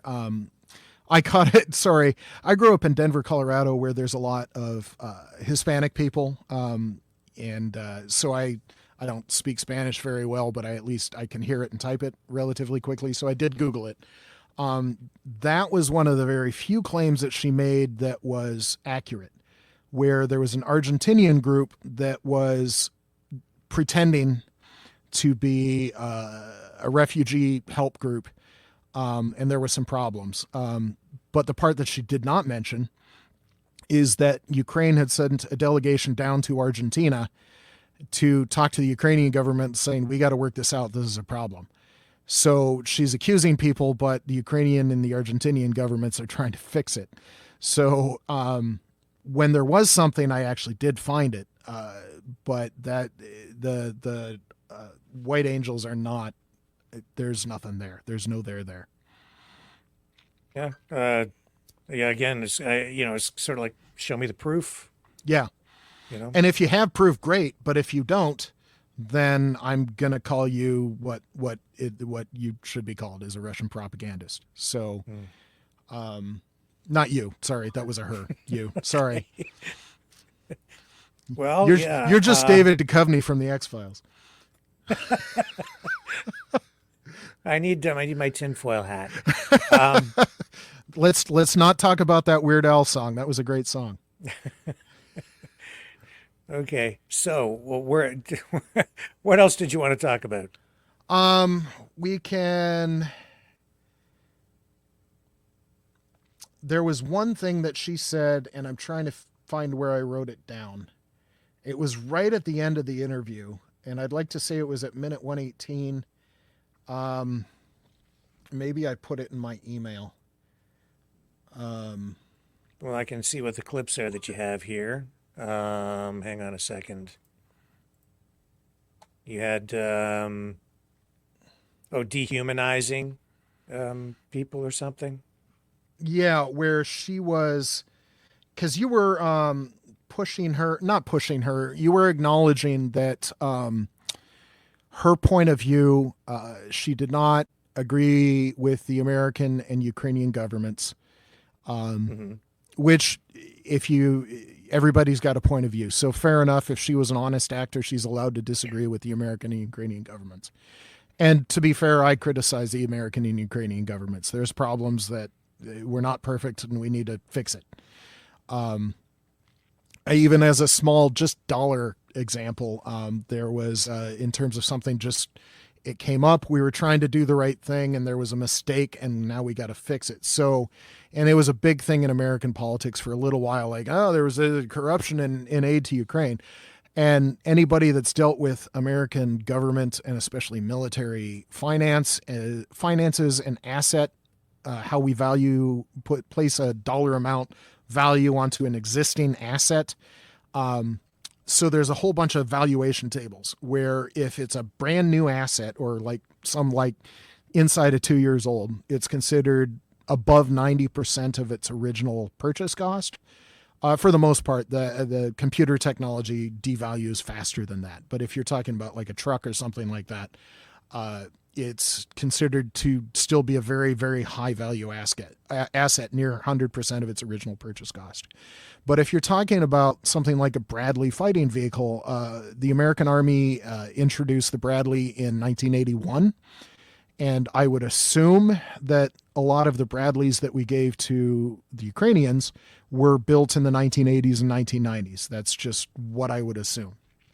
So you're talking about a tracked vehicle that's at least 20 years old, possibly 40 years old. It's not going to be worth the brand new build cost of $3.2 million, which is what it costs to buy a Humvee, at least according to the quick search I did. And if you're talking about giving Ukraine 100 Humvees at $3.2 million a pop, all of a sudden you're into the billions of dollars real fast. But if you're talking about something that's 40 years old and it's probably not worth its initial purchase price. So that's where these disparities came in, where there were discrepancies of billions of dollars in the aid that the United States had provided to Ukraine. And they were trying to make this into a big political deal. But I'm just reading it going, yeah, somebody just looked at the wrong table. They filled out the spreadsheet of what we had given in like a Bradley fighting vehicle. Maybe they just Googled what a Bradley fighting vehicle was cost, $3.2 million. They listed it that way. I'm not saying it was the Bradleys, but just as an example, they listed the brand new price and they're like, no, this is a really old system. We need to look at the valuation table that marks depreciation over time and accurately. So it was a correction from what we did right away to get the stuff on paper and send it to Ukraine. And then we're looking at it again going, yeah, that wasn't quite right. And we fix the new number reflects what was true all along. We just entered it wrong the first time. Does that make sense? So sure. We do try and correct things as they go along. But she had this thing where I was into this because, I criticize the government, like, you guys got to do it right. But she had this thing where she's like, I don't have a feeling for the Ukrainian and American governments because I only have feelings for humans. And I want to run that clip so that. What did you just say? Yeah. Mm-hmm. Okay, well, we'll run that and then you can comment. Totally agree with you. There are always good people and bad people. Like you mentioned twice that I probably don't like Ukrainian government or American government. I've not said that. I can't have any feelings to something that has no soul. I experience feelings only to human beings. And but talking in general, you are completely right. There are good people and bad people, and every time we do some work, we are hoping that good people hear that and support it, because how much can we do? All what we can do is just bring awareness to the issues. Yeah. So now maybe this is just me going, my hackles raised a little bit because of the dehumanizing rhetoric that she started to say. Now, was that for all of Ukraine? Was it just about a comment on the Ukrainian government's no good? But given how she had been doing the rest of it with all these really bold claims and really problem claims, false claims, I have questions. Now, again, obviously this is not her native language, and sometimes that can cause weird things to come out of people's mouths. So fair enough, if that's not what she meant, I would be more than willing to hear her correct that. But that sort of rhetoric with Ukrainians aren't people is coming out of Russia and coming out of the Kremlin. So I do actually have real questions on whether she meant it or not. Yeah, I don't know. I personally, I didn't pick up on it at that moment when we were doing the interview. I didn't pick up it until the second time that I saw it because it kind of went real fast. But there is history there within Ukraine with the way you've already talked about it, with the way Ukrainians have been treated in the past by Russia through history. And that's why my hackles raised a little bit, like, because this is part of the larger narrative. Whether she meant it individually and from her own heart, I don't know. But it is consistent with Russia's narrative the last 10 years, ever since they decided that Donbass was no longer part of Ukraine and it was part of Russia. Yeah. And I have seen online influencers pro-Russian using dehumanizing language. I have seen it. That's what goes on during wars. If you want to convince a group of people that you've enlisted as soldiers to go out and kill people on the other side, one of the oldest tricks in the book is to dehumanize the enemy and get your people starting to think about those people as not people, as not humans. It makes it a lot easier to kill human beings.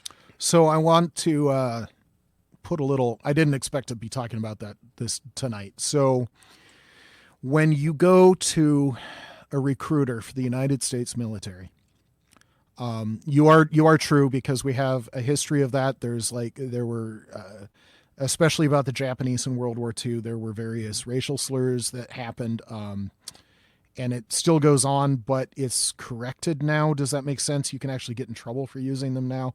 Yeah. When you go to a recruiter for the United States military, I had to do this. You take a psychological evaluation test. The reason why they do that is they don't want people in the United States military that are prone to that sort of thinking. You need to do your job. You need to do it professionally. You need to treat people properly. I'm going to go back to that Jim Mattis quote about be courteous, be professional, but have a plan to kill everyone you meet. It's very almost dispassionate. He was talking about you need to come home at the end of the day, and you need to plan for all contingencies. Otherwise, there's going to be problems. But the other side of that is the very real situation where American military recruits are psychologically screened to get the less stable ones out, to screen them from the very start. You can get in trouble, official trouble, for dehumanizing language, racist language. That can be both for your brothers and sisters in the American military. It can be for the enemy. Does it still happen? Yes. But that's because we haven't completely solved the problem yet. So you are right. There is a history of that. But it has been recognized as it's kind of a problem. Because if you do start dehumanizing the enemy, you're not going to treat them properly. You're not going to do your job. Well, properly. I was actually referring to the history of that within Ukraine, with the history of Russia treating Ukrainians, and you've alluded to it as sort of second-class citizens. And there is a history of it. And I guess I wasn't clear on what I meant. Is that there is a history of that worldwide, and the Americans had problems with that in the past. We're trying to fix it. And the Russians are doing that to the Ukrainians now. Now, there is a little bit, you do have to put yourself in the right headspace to do your job. But like I said, the Ukrainians treat their prisoners properly, as one example. They're doing their job. So when they fight, they're going to be, full force, full violence, maximum effort, as Deadpool might say. But when they need to be, they're going to do their job. So one thing we didn't necessarily touch on, this goes back to criticizing your own government. She did bring up the weapons trafficking, and this is a common thing in the West that Russia has been scoring points on, spreading the disinformation that the weapons that we're sending are winding up in the wrong hands. Now, hers was almost cartoony with going to Italian mafias. It's like that was like straight out of, bargain basement DVD bin somewhere at like a used store where you can buy this gangster movie for $2. So I did research this because she made a relatively specific claim that when you do disrupt a nation with a war, you're going to have problems because obviously the police can't go where the combat is. They can't really do their job. The military police kind of can, but not really even still. So there is a problem. There was a problem before with cartels. And I will note that there was one cartel that kept coming up, the Khimpron cartel, Khimpron, which is a Russian, Ukrainian, and Belarusian transnational crime organization. That is one of the few that I found. They are supplying drugs to the front line and elsewhere, and I will note they are trying to supply them on both sides. So this is not a Ukrainian problem. This is a war problem. And since it's public notice, I'm sure that there's many nations, police, and investigation and Interpol watching this and looking for people. I did find one example where there had been attempts at stealing guns and munitions, but they have been foiled by Ukrainian intelligence. So they were caught, and Ukraine is watching for it. So is the United States. And we will note that one of the disrupted plots came from an organized crime group headed by a Russian. So it was a Russian organized crime group trying to steal American weapons that was disrupted. So it just bold claims, half-truths, but the idea that Ukraine is more of this crime-ridden cesspool that Russia is trying to push is not true. Are there problems? Yes, but Ukraine is trying to address them. America is trying to help. Some of our aid goes to fund their police, goes to pay their school teachers, so that they can fight this more effectively, that the Russian invasion isn't going to devastate them into this crime-ridden kind of a thing, that they can actually be a nation of laws. So that was one of her weird things that I had to look up, and I'm like, I'm not sure I believe you. So it was one I wanted to touch on. We kind of did a little out of order, which is great. Okay. So, yeah.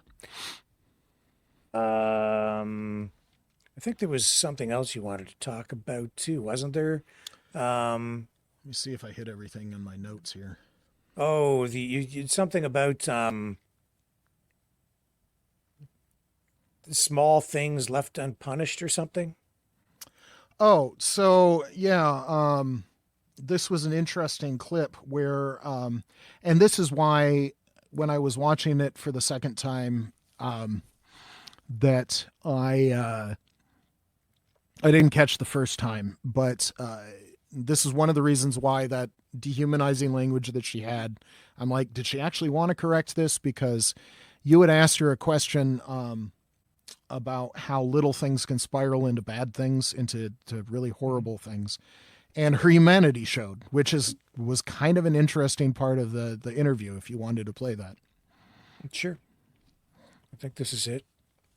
Heads out all over the world. Isn't this just a tragedy? Definitely it is.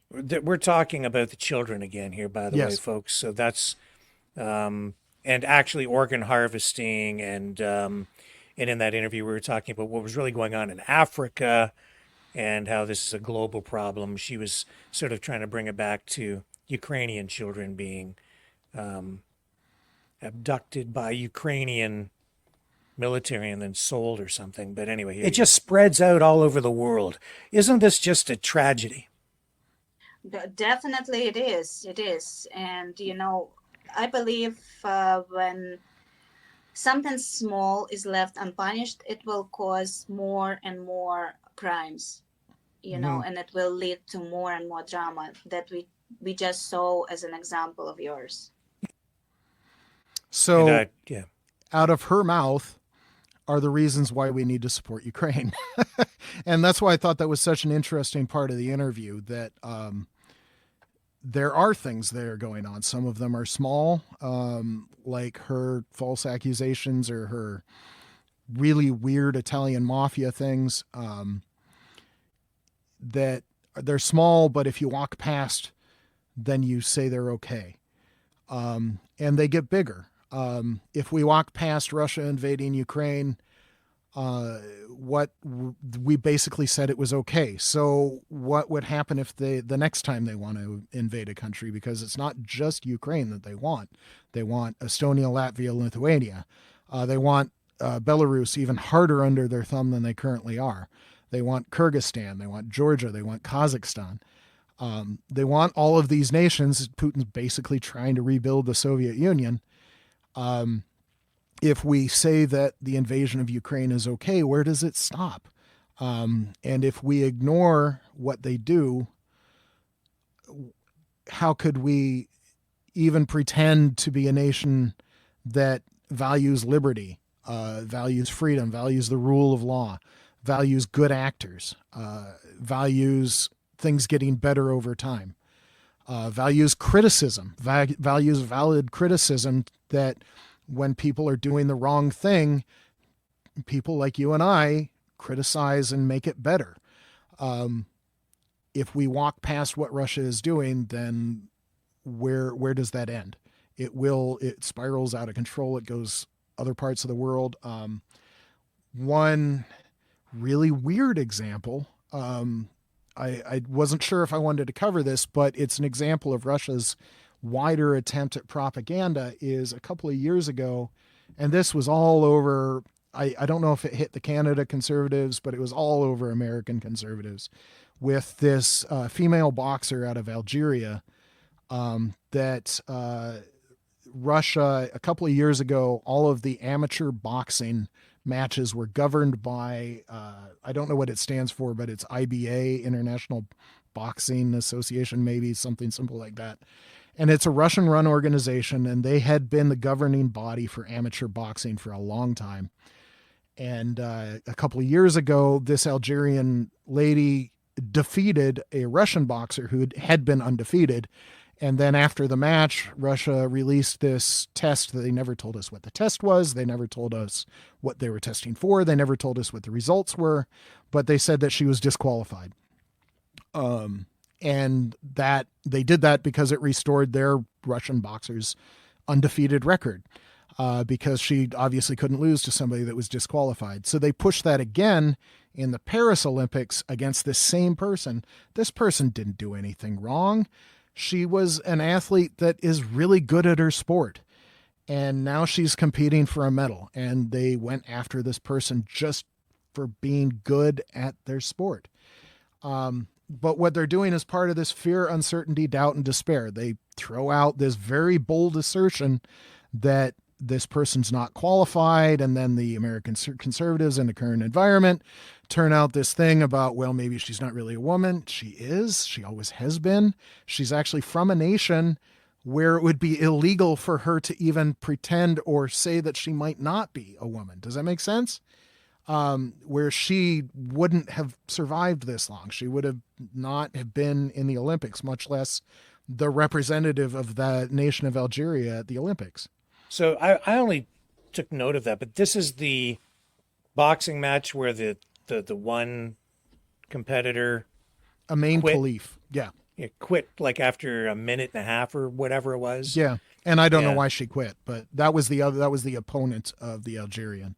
And then the allegation was, or what it went viral on social media. Yeah, It was somebody a was saying, transgender, yeah, a transgender, but you're saying that it wasn't a transgender not person? even close.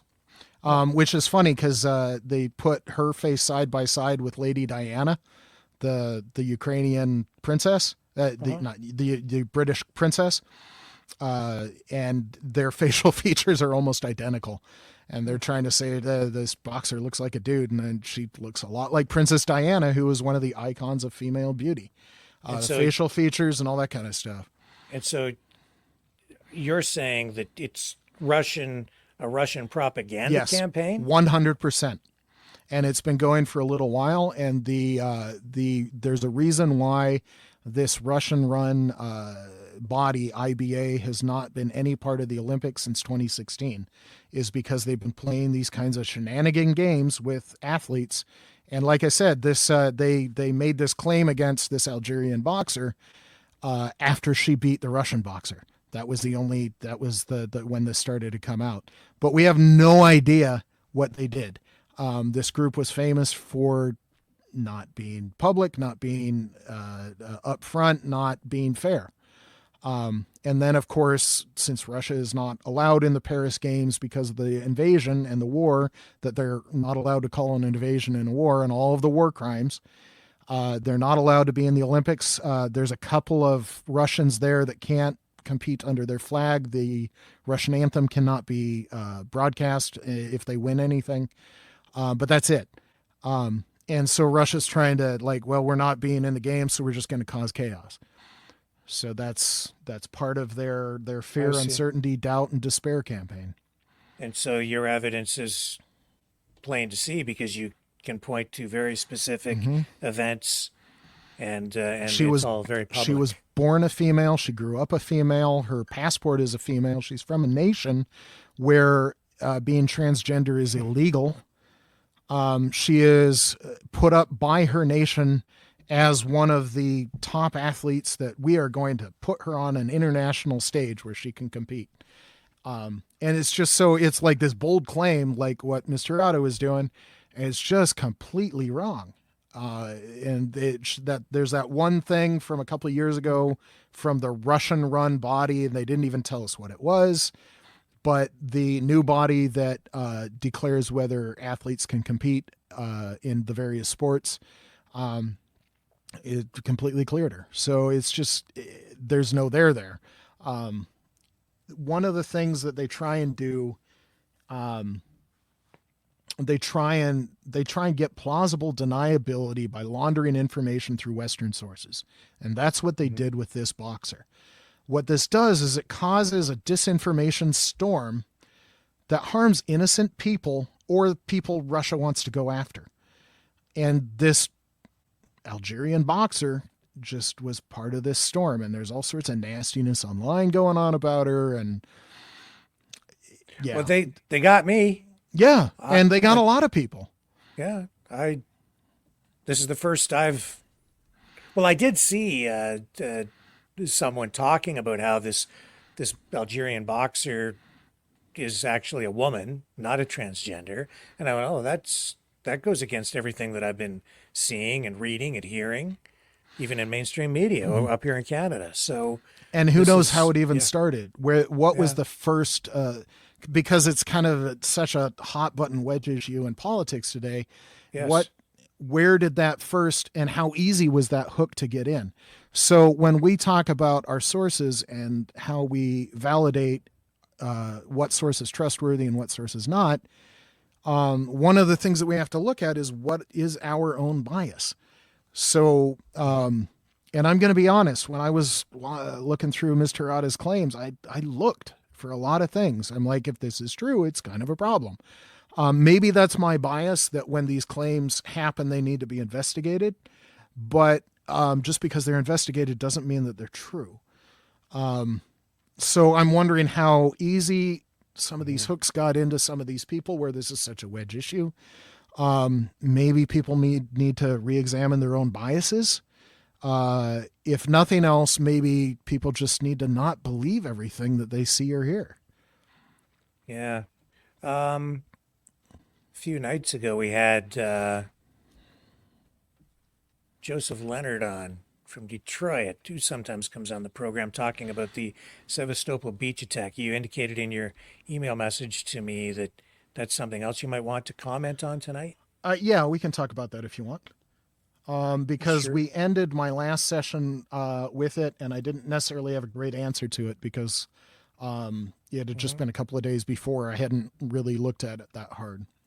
Yeah, so Joseph came on the other night and said that basically, from everything he had researched, he wanted to talk about it because he says that the claims of cluster munitions coming from ATACMS missile had been exaggerated, that the original claims that the ATACMS missile that made it through to this beach in Crimea, in Sevastopol, the Sevastopol beach, that it, the original claims coming from the Russian side were that the beach had been intentionally targeted by Ukraine. And then you had about 150 people injured or something like that, and 3 people That was killed the or claim. whatever it was. Yes. Yeah. So here's Which- the Which, yeah, go ahead and play it. I don't think there's any sound. We can talk about it. Sure. In the distance, you're going to see what looks to me an awful lot. I guess there is sound. Sorry. Yeah, It looks I to think me the an music awful lot like a circular pattern of a cluster munition armed. And so you see a couple of little spots there, but it doesn't look like a circle pattern close by because you can see some of the spray on the ocean where maybe it was a. You see that little blurred out part in the middle, where, yeah. So here's the thing, though. We don't know if one of them was maybe intercepted. The Russian S-300, S-400 are not very good at intercepting these missiles, so that's another discussion point. So there's that little blurred section where you can't quite tell what's what going on. But here's the thing. Russia is occupying Crimea illegally. Crimea is Ukrainian land by international law, and Russia is the occupying force. I didn't have the exact article queued up, but under Article 57, subsection 2, line C of the Additional Protocol 1 of the Geneva Conventions, the warring parties are required to protect civilians when possible.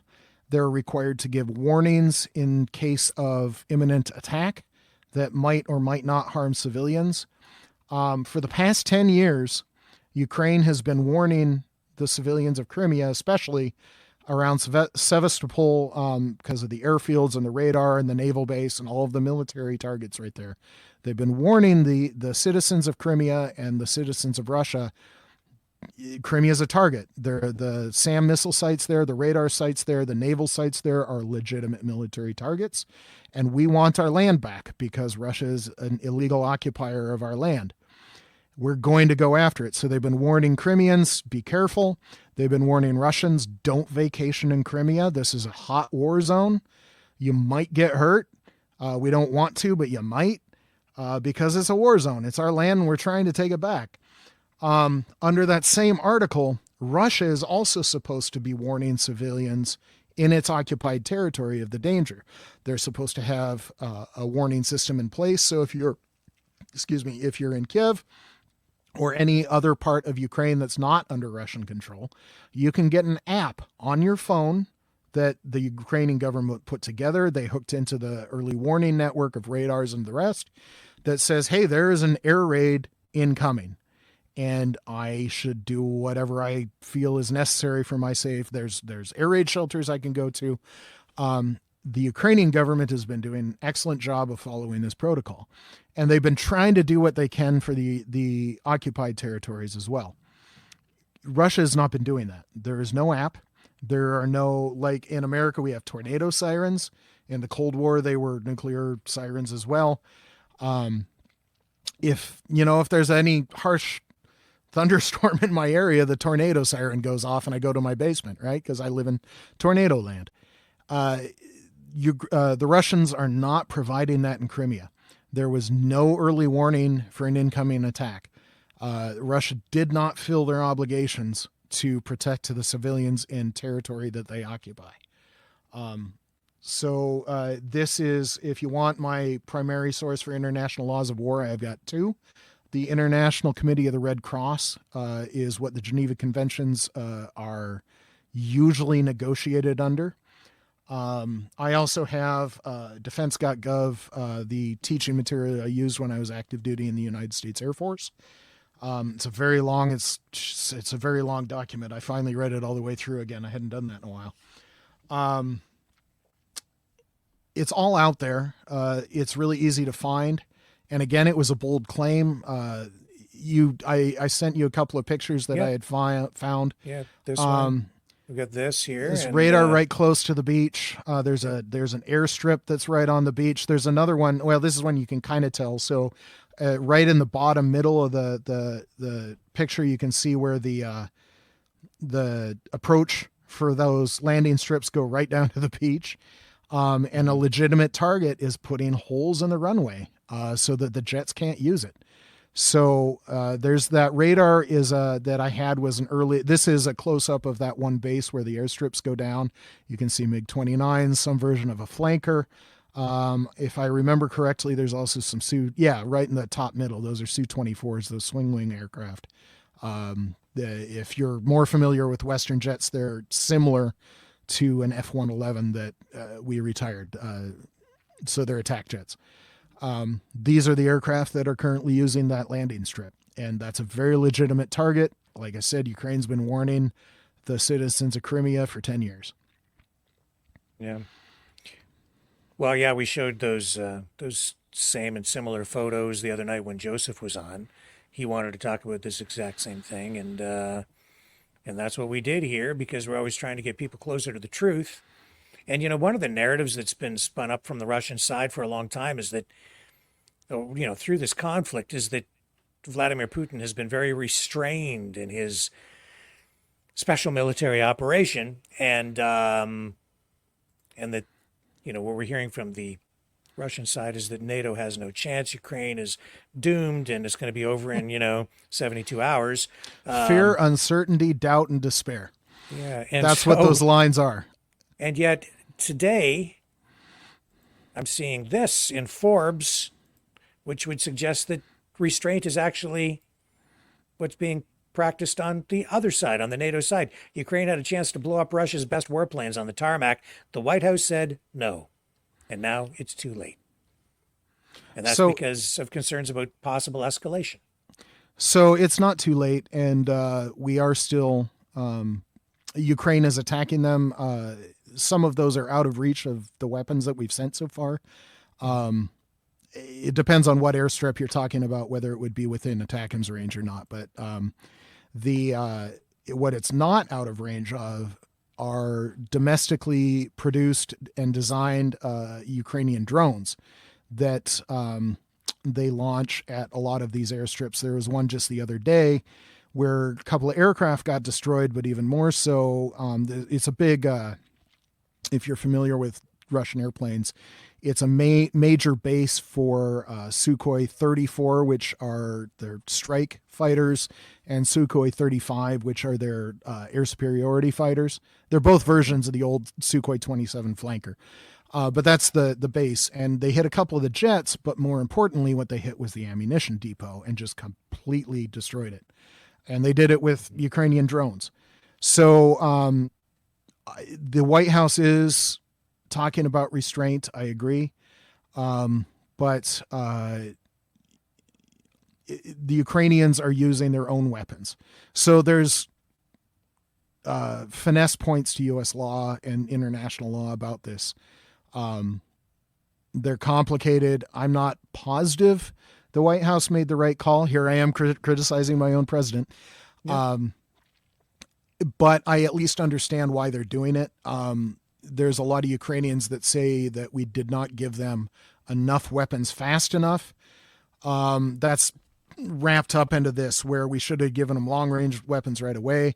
I disagree with that criticism because of there was what was ideal, and then there was what was possible, and so we followed a lot of what was possible.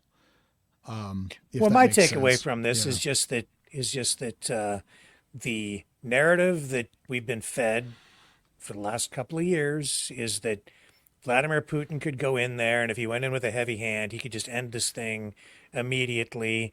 But no, he wants to take a soft touch, and he's being very methodical, and he doesn't really want to, inflict too much collateral damage. Right? But that's them excusing their military failures. a lot of restraint. But then when I really stand back in the last few months in particular, and I'm looking at this, and I continue to listen to the pundits on the other side who keep saying, it's no use, we're the NATO's doomed. But then I look at this, and it's like, you know what? Actually, Ukraine has been, sort of handcuffed. Can't strike missile launchers on the Russian side of the border until just recently. Here's a story about how they could have launched an attack to take out some Russian jets, and the White House told them, nope, can't do that. We're too concerned about possible escalation. So it's actually a lot of restraint on the NATO side when you stop and think about it. Especially if you start thinking about the cyber attack on Estonia, like I'd like to say it was 04 or 08. The attack on Czech soil in 2014 that I mentioned earlier in this podcast, the assassination, the Novichok poisonings in the United Kingdom, the influence operation that affected the Brexit vote, the more recent, just in the last couple of weeks, attempted assassinations on the German Rheinmetall executives. And the list goes on and on and on and on. There is a very significant Russian campaign. If they're saying Russia's showing restraint, well, you weren't watching those first couple of weeks of this invasion. They went in hard, and it's they're trying to excuse their own mistakes, their own incompetence, if they're trying to say that Putin was showing restraint. He blew that dam that caused just astonishing amounts of damage to civilians and civilian infrastructure. He went after that nuclear plant. He went in there with tanks shooting at a nuclear plant. How does that make sense to anyone? That's not even remotely restrained. Why on earth would you shoot an armor-piercing round at a nuclear plant? This is a round that's designed to go through almost 900 millimeters of solid steel. This is not restraint here. So a big armored column that stretched from Belarus to Kiev, that was how many miles long? Russia is not showing restraint. But if they say they are, they're just trying to cover their own incompetence. So, yeah, I just different perspectives, right? Like, and what I'm seeing is that a lot of what I've been fed over the last couple of years, not maybe as accurate as I thought that it was. So I've really started to question some of the people who keep regurgitating the same narrative over and over and over again, and we're not getting the result that they're predicting over and over again, right? So sorry, I haven't been looking at the comments much, but somebody said those are the marks of a bully that learned a lesson. And that was kind of an interesting take on Russia trying to say, "Oh, we've been restrained," when really it was they tried to kick Ukraine hard, and Ukraine came right after them, and probably throat punched them a little bit. Sorry, that's a military thing. Throat. I can't remember the acronym again. You go after the vulnerable spots. The throat, groin, stomach, I believe, but I'm unsure of the stomach part of it. So yeah, Ukraine throat punched the Russian army, and now Russia's like, oh yeah, we didn't really mean to be. No, it's just that Ukraine hit them back real hard. Yeah, well, it's pretty clear to me that how long has it been now? 2.5 years. 2.5 years. Almost, not quite. We're in the third year. This was supposed to be over in short order, like right after. Well, but no. We had assumed at the start that Russia had a competent military, and they had been making noises about modernization. They had been making noises about making their command structure and formations competent more along a Western model and less along a Soviet model, where you can, when you have like a platoon of a platoon of a couple of dozen people, you can break that down into coherent, functional squads of even like just 4 people that can think and act independently, and they're trained to they know each other, they can get in each other's head. They're like, this 4-man group knows what this 4-man group's going to do, so they might not even need to talk, and they can be effective and act without even saying a word. They didn't do that. Even down to the basic things like that armored column that tried to attack Kiev from Belarus was miles and miles and miles long, and somehow it got stopped. An armored column, when it gets stopped, at least in Western doctrine, what you do, if you have to stop, you herringbone off. So vehicle 1 goes off to the right at a 45-degree angle. Vehicle 2 goes off to the left, and then you zipper down the column. What that does is it keeps the road clear, and then if there's a damaged vehicle somewhere, the wrecking and repair and crane crew can get to that vehicle. If you need to go through with food, water, ammunition, fuel, the road's clear. They didn't do that. So it's just these people lined up on the road. The supply can't get to them. The wrecking crews can't get to them. They didn't send out. The other thing is when you herringbone off, the infantry is supposed to dismount, and immediately you're supposed to do, at least in the West, you're supposed to do 5 and 25s. You have people go out to 5 meters from the vehicle, another group go out to 25 meters from the vehicle. Basically, you're trying to establish a secure zone around the vehicle. So the infantry is supposed to then protect the armored column that is stopped, because a stopped armored column gave up its mobility and is now vulnerable. So the infantry didn't do that. Ukrainian Javelin and Stugna and AT-4 and all those LAWs, the British anti-tank round, they were able to get in close and just start picking them off, because they didn't herringbone, so the supply couldn't get there. The infantry didn't do its job screening the vehicles. It was just gross incompetence on the Russian army's part. And it was, to me anyway, I was just watching it, just astonished that an army that was supposed to be one of the best in the world was that incompetent. I'm like, what are they doing? And obviously they weren't doing their job. Information warfare, one of the main battlefronts here, and I would say I've experienced a little bit of that just within the last week with this this sub that was sunk in Crimea. I think the official Russian line coming out of there is that it didn't happen. That's what the information was that came out, and which made me like approach this with caution. It was like, well, maybe the Ukrainian claim of sinking this sub, the Rostov-on-Don, not true. I'll wait and we'll try and get some proof. So I have, since then come up with some visual evidence to prove that the sub is indeed at the bottom of the ocean, well, in port. It was promoted a coral reef, as the Ukrainians like to say. A nation with no navy has managed to sink at least a third of the Russian Black Sea Fleet. So I think you wanted to comment on this as well. So there's another picture out there. What happened is there was the submarine. Was it the Rostov-on-Don? Was that the name of the sub? Yeah. Russian subs are weird. They have a number until like they do something special, and then it's like this weird thing where Russia gives it a name. So completely tangential trivia about the Russian Navy. But this submarine was in dry dock because you need to do that, and the Sevastopol base is a major base. So every once in a while, Navy ships, including submarines, need to go in dry dock. So it was doing whatever it needed to do in dry dock, and the Ukrainians hit it with some sort of missile. Maybe it was a Storm Shadow, I don't know. Some sort of cruise missile hit it and just pulverized it. And it basically installed screen doors on a submarine, which is never very good. And so they didn't know what to do with it. It's an expensive submarine. It's a relatively new build, hopefully one of the more capable ones. So obviously they wanted to fix it if they could. They moved it further into the Sevastopol harbor. It's like a long river thing with things shooting off. And they moved it farther upstream and then into one of those side bits, and they had built a repair facility with a roof over it, and trying to hide it. There's another picture out there that shows the stern end of the sub, the X tailplane. Yeah, it was there. It got hit, and it's no longer there.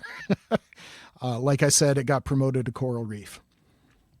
Yeah, so again, I'll show you this photo. I showed it the other night when I got a hold of this. On And the in right the other side, picture, that right side where there's that hole in the roof, that's where you could see the tail planes of the sub sticking out. And that's what I'm saying.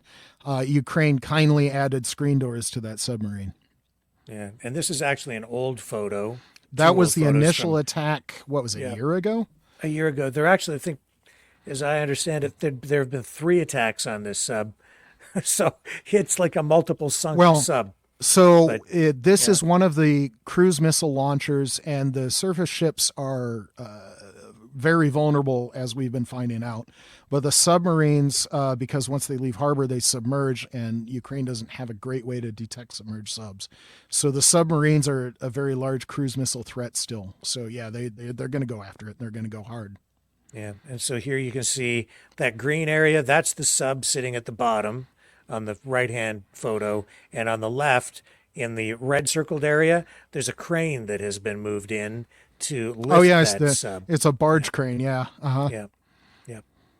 So that's what's going on there, and so yeah, it's a real thing. It actually happened, but I think there is a rule or a law in place where you're not allowed to show damage in Russia. If Yes. something's, Because that's considered a crime, something about maligning the armed forces. I forgot what their actual terminology was. Right. Bringing discredit on the armed forces, or it's basically treason for speaking the truth.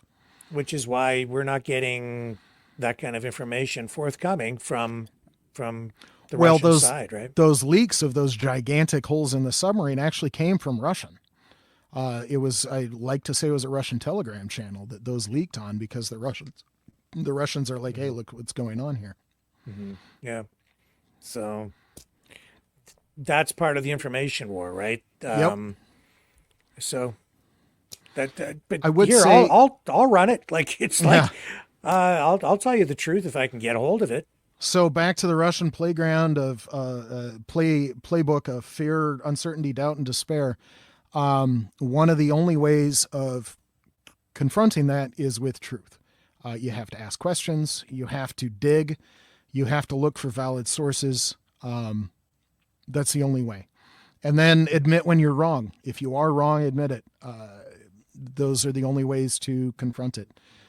Because sometimes you get dragged in. I have never claimed that everything I believe was true, but when I find out it's not true, I work hard to fix it. Yeah, well, me too. And you have to do that. Now, I will say as well that well, before I get into that, are there any other subjects or anything else you wanted to touch on tonight, Mike? No, I think I've hit pretty much everything I wanted to do. Yeah. I really wanted to hit their propaganda techniques. When people understand that when things are coming out and they're trying to evoke fear, they're trying to evoke uncertainty, they're trying to instill doubt, they're trying to build people into a state of despair. That's the Russian goal on these sort of propaganda campaigns. And they do it sideways. They come at you from directions that you don't necessarily expect. So I want to make sure that people understand that that's what Russia is doing. Russia's a poor country, but that doesn't actually take a lot of money. And one of the parts of being in a free Western country, it's both a feature and a curse, where they are able to get their hooks into the Western social media and the legit media. A journalist that maybe isn't careful might be laundering it for them, whether intentionally or not. Or maybe they just want to present it like saying, hey, this is what the Russians are trying to say, but it works its way into the system. And people need to be, they need to use their brains. And look at what happened with the Sevastopol Beach narrative. It made its way all the way to here. I'll show you. RFK Jr., U.S. presidential candidate, right? And lover So- of bear carcasses, evidently. Yeah, that's another weird thing. Weird. Very weird. I'm sorry to keep parroting the the Kamala Harris campaign word, but If it's shoe weird. fits. It's freaking weird. Yeah. But here's, oops, that's not it. I have to bring it up. Okay, so the Sevastopol Beach thing, within a day, it was picked, like we talked about it here on this program, it was picked up by one or two mainstream media outlets, and then they all started to run it. Then the next thing, RFK Jr. is commenting on it, U.S. presidential candidate, saying that it's an act of terrorism. So he's accusing the United States of an act of terrorism because he's buying into the idea that the United States is responsible, and he says so in quotes here on RT, in this RT article, that it's the United States' fault because the United States supplied the ATACMS missiles, and that they've also got weapon systems in Ukraine that only U.S. personnel have the expertise to run. And that's not true. That's also a dig on Ukraine. Yeah, it's like insulting to Ukrainians. It's absolutely not true. I know it's not true. And so I'm like, whose side is this guy on? He's either just completely brainwashed by what he just read in the media without really understanding what he's talking about, or he's working for Putin. I don't know which it is, but that really worries me. That shows how a narrative, well, there's some truth. Something happened there on the beach. It's just not the way that it was originally portrayed. It wasn't a cluster munitions attack intentionally launched against the people on the beach to kill civilians. That's not what happened. But there's RFK Jr. saying that that's what happened, accusing his own country of terrorism. And that's It's an example terrible. of the dangers of a half-truth. Right. Unbelievable for it to reach that level. Who was it that said that the worst kind of a lie is a half-truth? I can't remember who said that, but I agree with it. Yeah, just wickedly powerful stuff for it to get to that level so quickly and gain that level of legitimacy. When he says that, a lot of people listen and believe that, but it's not true. The United States, Ukraine, in this case, not guilty of a war crime, not guilty of terrorism. So maybe the summary of this podcast should be if Russia says it, it's possibly and likely not true. Now, they do say true things occasionally. A broken clock's right twice a day. But, or like I said, I watch it to see what they're saying. And, if there's a half-truth in there, we can maybe glean from it. There was a whole part of Western intelligence during the Cold War that they watched all the Russian propaganda outlets to see what they gave away without realizing they were giving it away. So, yeah. And not to say that something didn't happen on that beach. Yes, it's just but that those initial reports were not really accurate, not true. And then this happens. And, and with respect to Mira, very likable. That was the first time I'd spoken with her. I have to say that I got the feeling that her heart was in the right place, but she's working over there in whatever restrictions or with, she's working under. I understand. She's doing what she's doing. She's welcome to come back on the program. Maybe I'll get the both of you on and you can hash it out. I don't know if that would be allowed. But I'll tell you this, this gives me at least some hope. And I'm maybe speaking out of school here a little bit, but after we stopped recording, you know what she said to me? She said, "Do you think that there's going to be a nuclear war?" And I said, "I don't know, but I sure hope not." And she's worried about it too. We're both worried about that. We both don't want that. Nobody wants that. Well, nobody wants that. Right. So regardless of what she might be saying that's true or not true or whatever, she doesn't want a nuclear war. I don't want a nuclear war. You don't. Nobody wants that. And so I'm hoping that I didn't want this to, I knew that you wanted to come on and talk, and that's great. I don't want this to be perceived as some big hit job on her. Maybe we can just open the narrative more, or the conversation more. And if she is genuinely worried about the safety of children, that was certainly something she and I can agree on. There you go. Right. So maybe we can find some common ground somehow, some way. And maybe this in a very, very small way might be a first step toward peace. Yep. You can always hope. And you never go, you do negotiate with your allies, but you never negotiating peace is not something you do with your allies. It's something you do with your enemies. So people are like, is there going to be a negotiated settlement? That's the only way you make peace. You have to negotiate with your enemies. Now, what terms that are, so. Yeah, well, you could have peace if you just quit, if you just give up, surrender, right? But that's not really, I wouldn't say that's really an option. I can tell you Ukraine does not want Russian lands. Yeah. They just don't. They just want their own land back. I totally get that. Again, the narrative, though, has left people with this sort of twisted mindset that somehow people think that it's Ukraine's own fault or that NATO has done this. But, it's not Ukrainian tanks in Russia. It's Russian tanks in Ukraine. Yes. We got to get that in our heads. I do understand that. Now, that being said, I would, So I laid out a little bit of Ukraine's history and their problems with Russia over the last 100 years or so. You got to realize that the same is true for Lithuania, Estonia, Latvia, Poland, Finland. Finland fought some nasty wars against Russia. That Russia invaded Finland. There's a lot of reasons why these nations want to turn to the West, and they simply don't trust Russia. Russia had a choice. They could have been supportive or friendly. They could have been good neighbors. They could have been working with these nations. They chose not to. They chose to send in tanks and airplanes and death and destruction.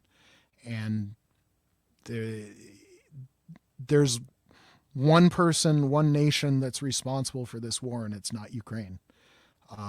As you can say, war came to us. Yeah, I think the U.S. has made a few mistakes along the way, some big ones. NATO's made some mistakes, but we are where we are right now, and we have to deal with the situation as it is today. And I totally get what the situation is. I'm extremely grateful to you, Mike, for coming on and having this discussion to broaden people's view on this so that we can understand better. Yep. Thanks so much for having me. Thank you. And folks, I will be back tomorrow night, 7 p.m. Eastern Standard Time. Thank you to all of you, too, for hanging in there tonight and keeping your minds open and entertaining all of these different perspectives.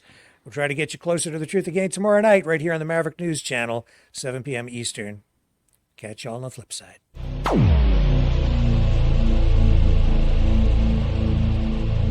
This has been a Maverick Multimedia production.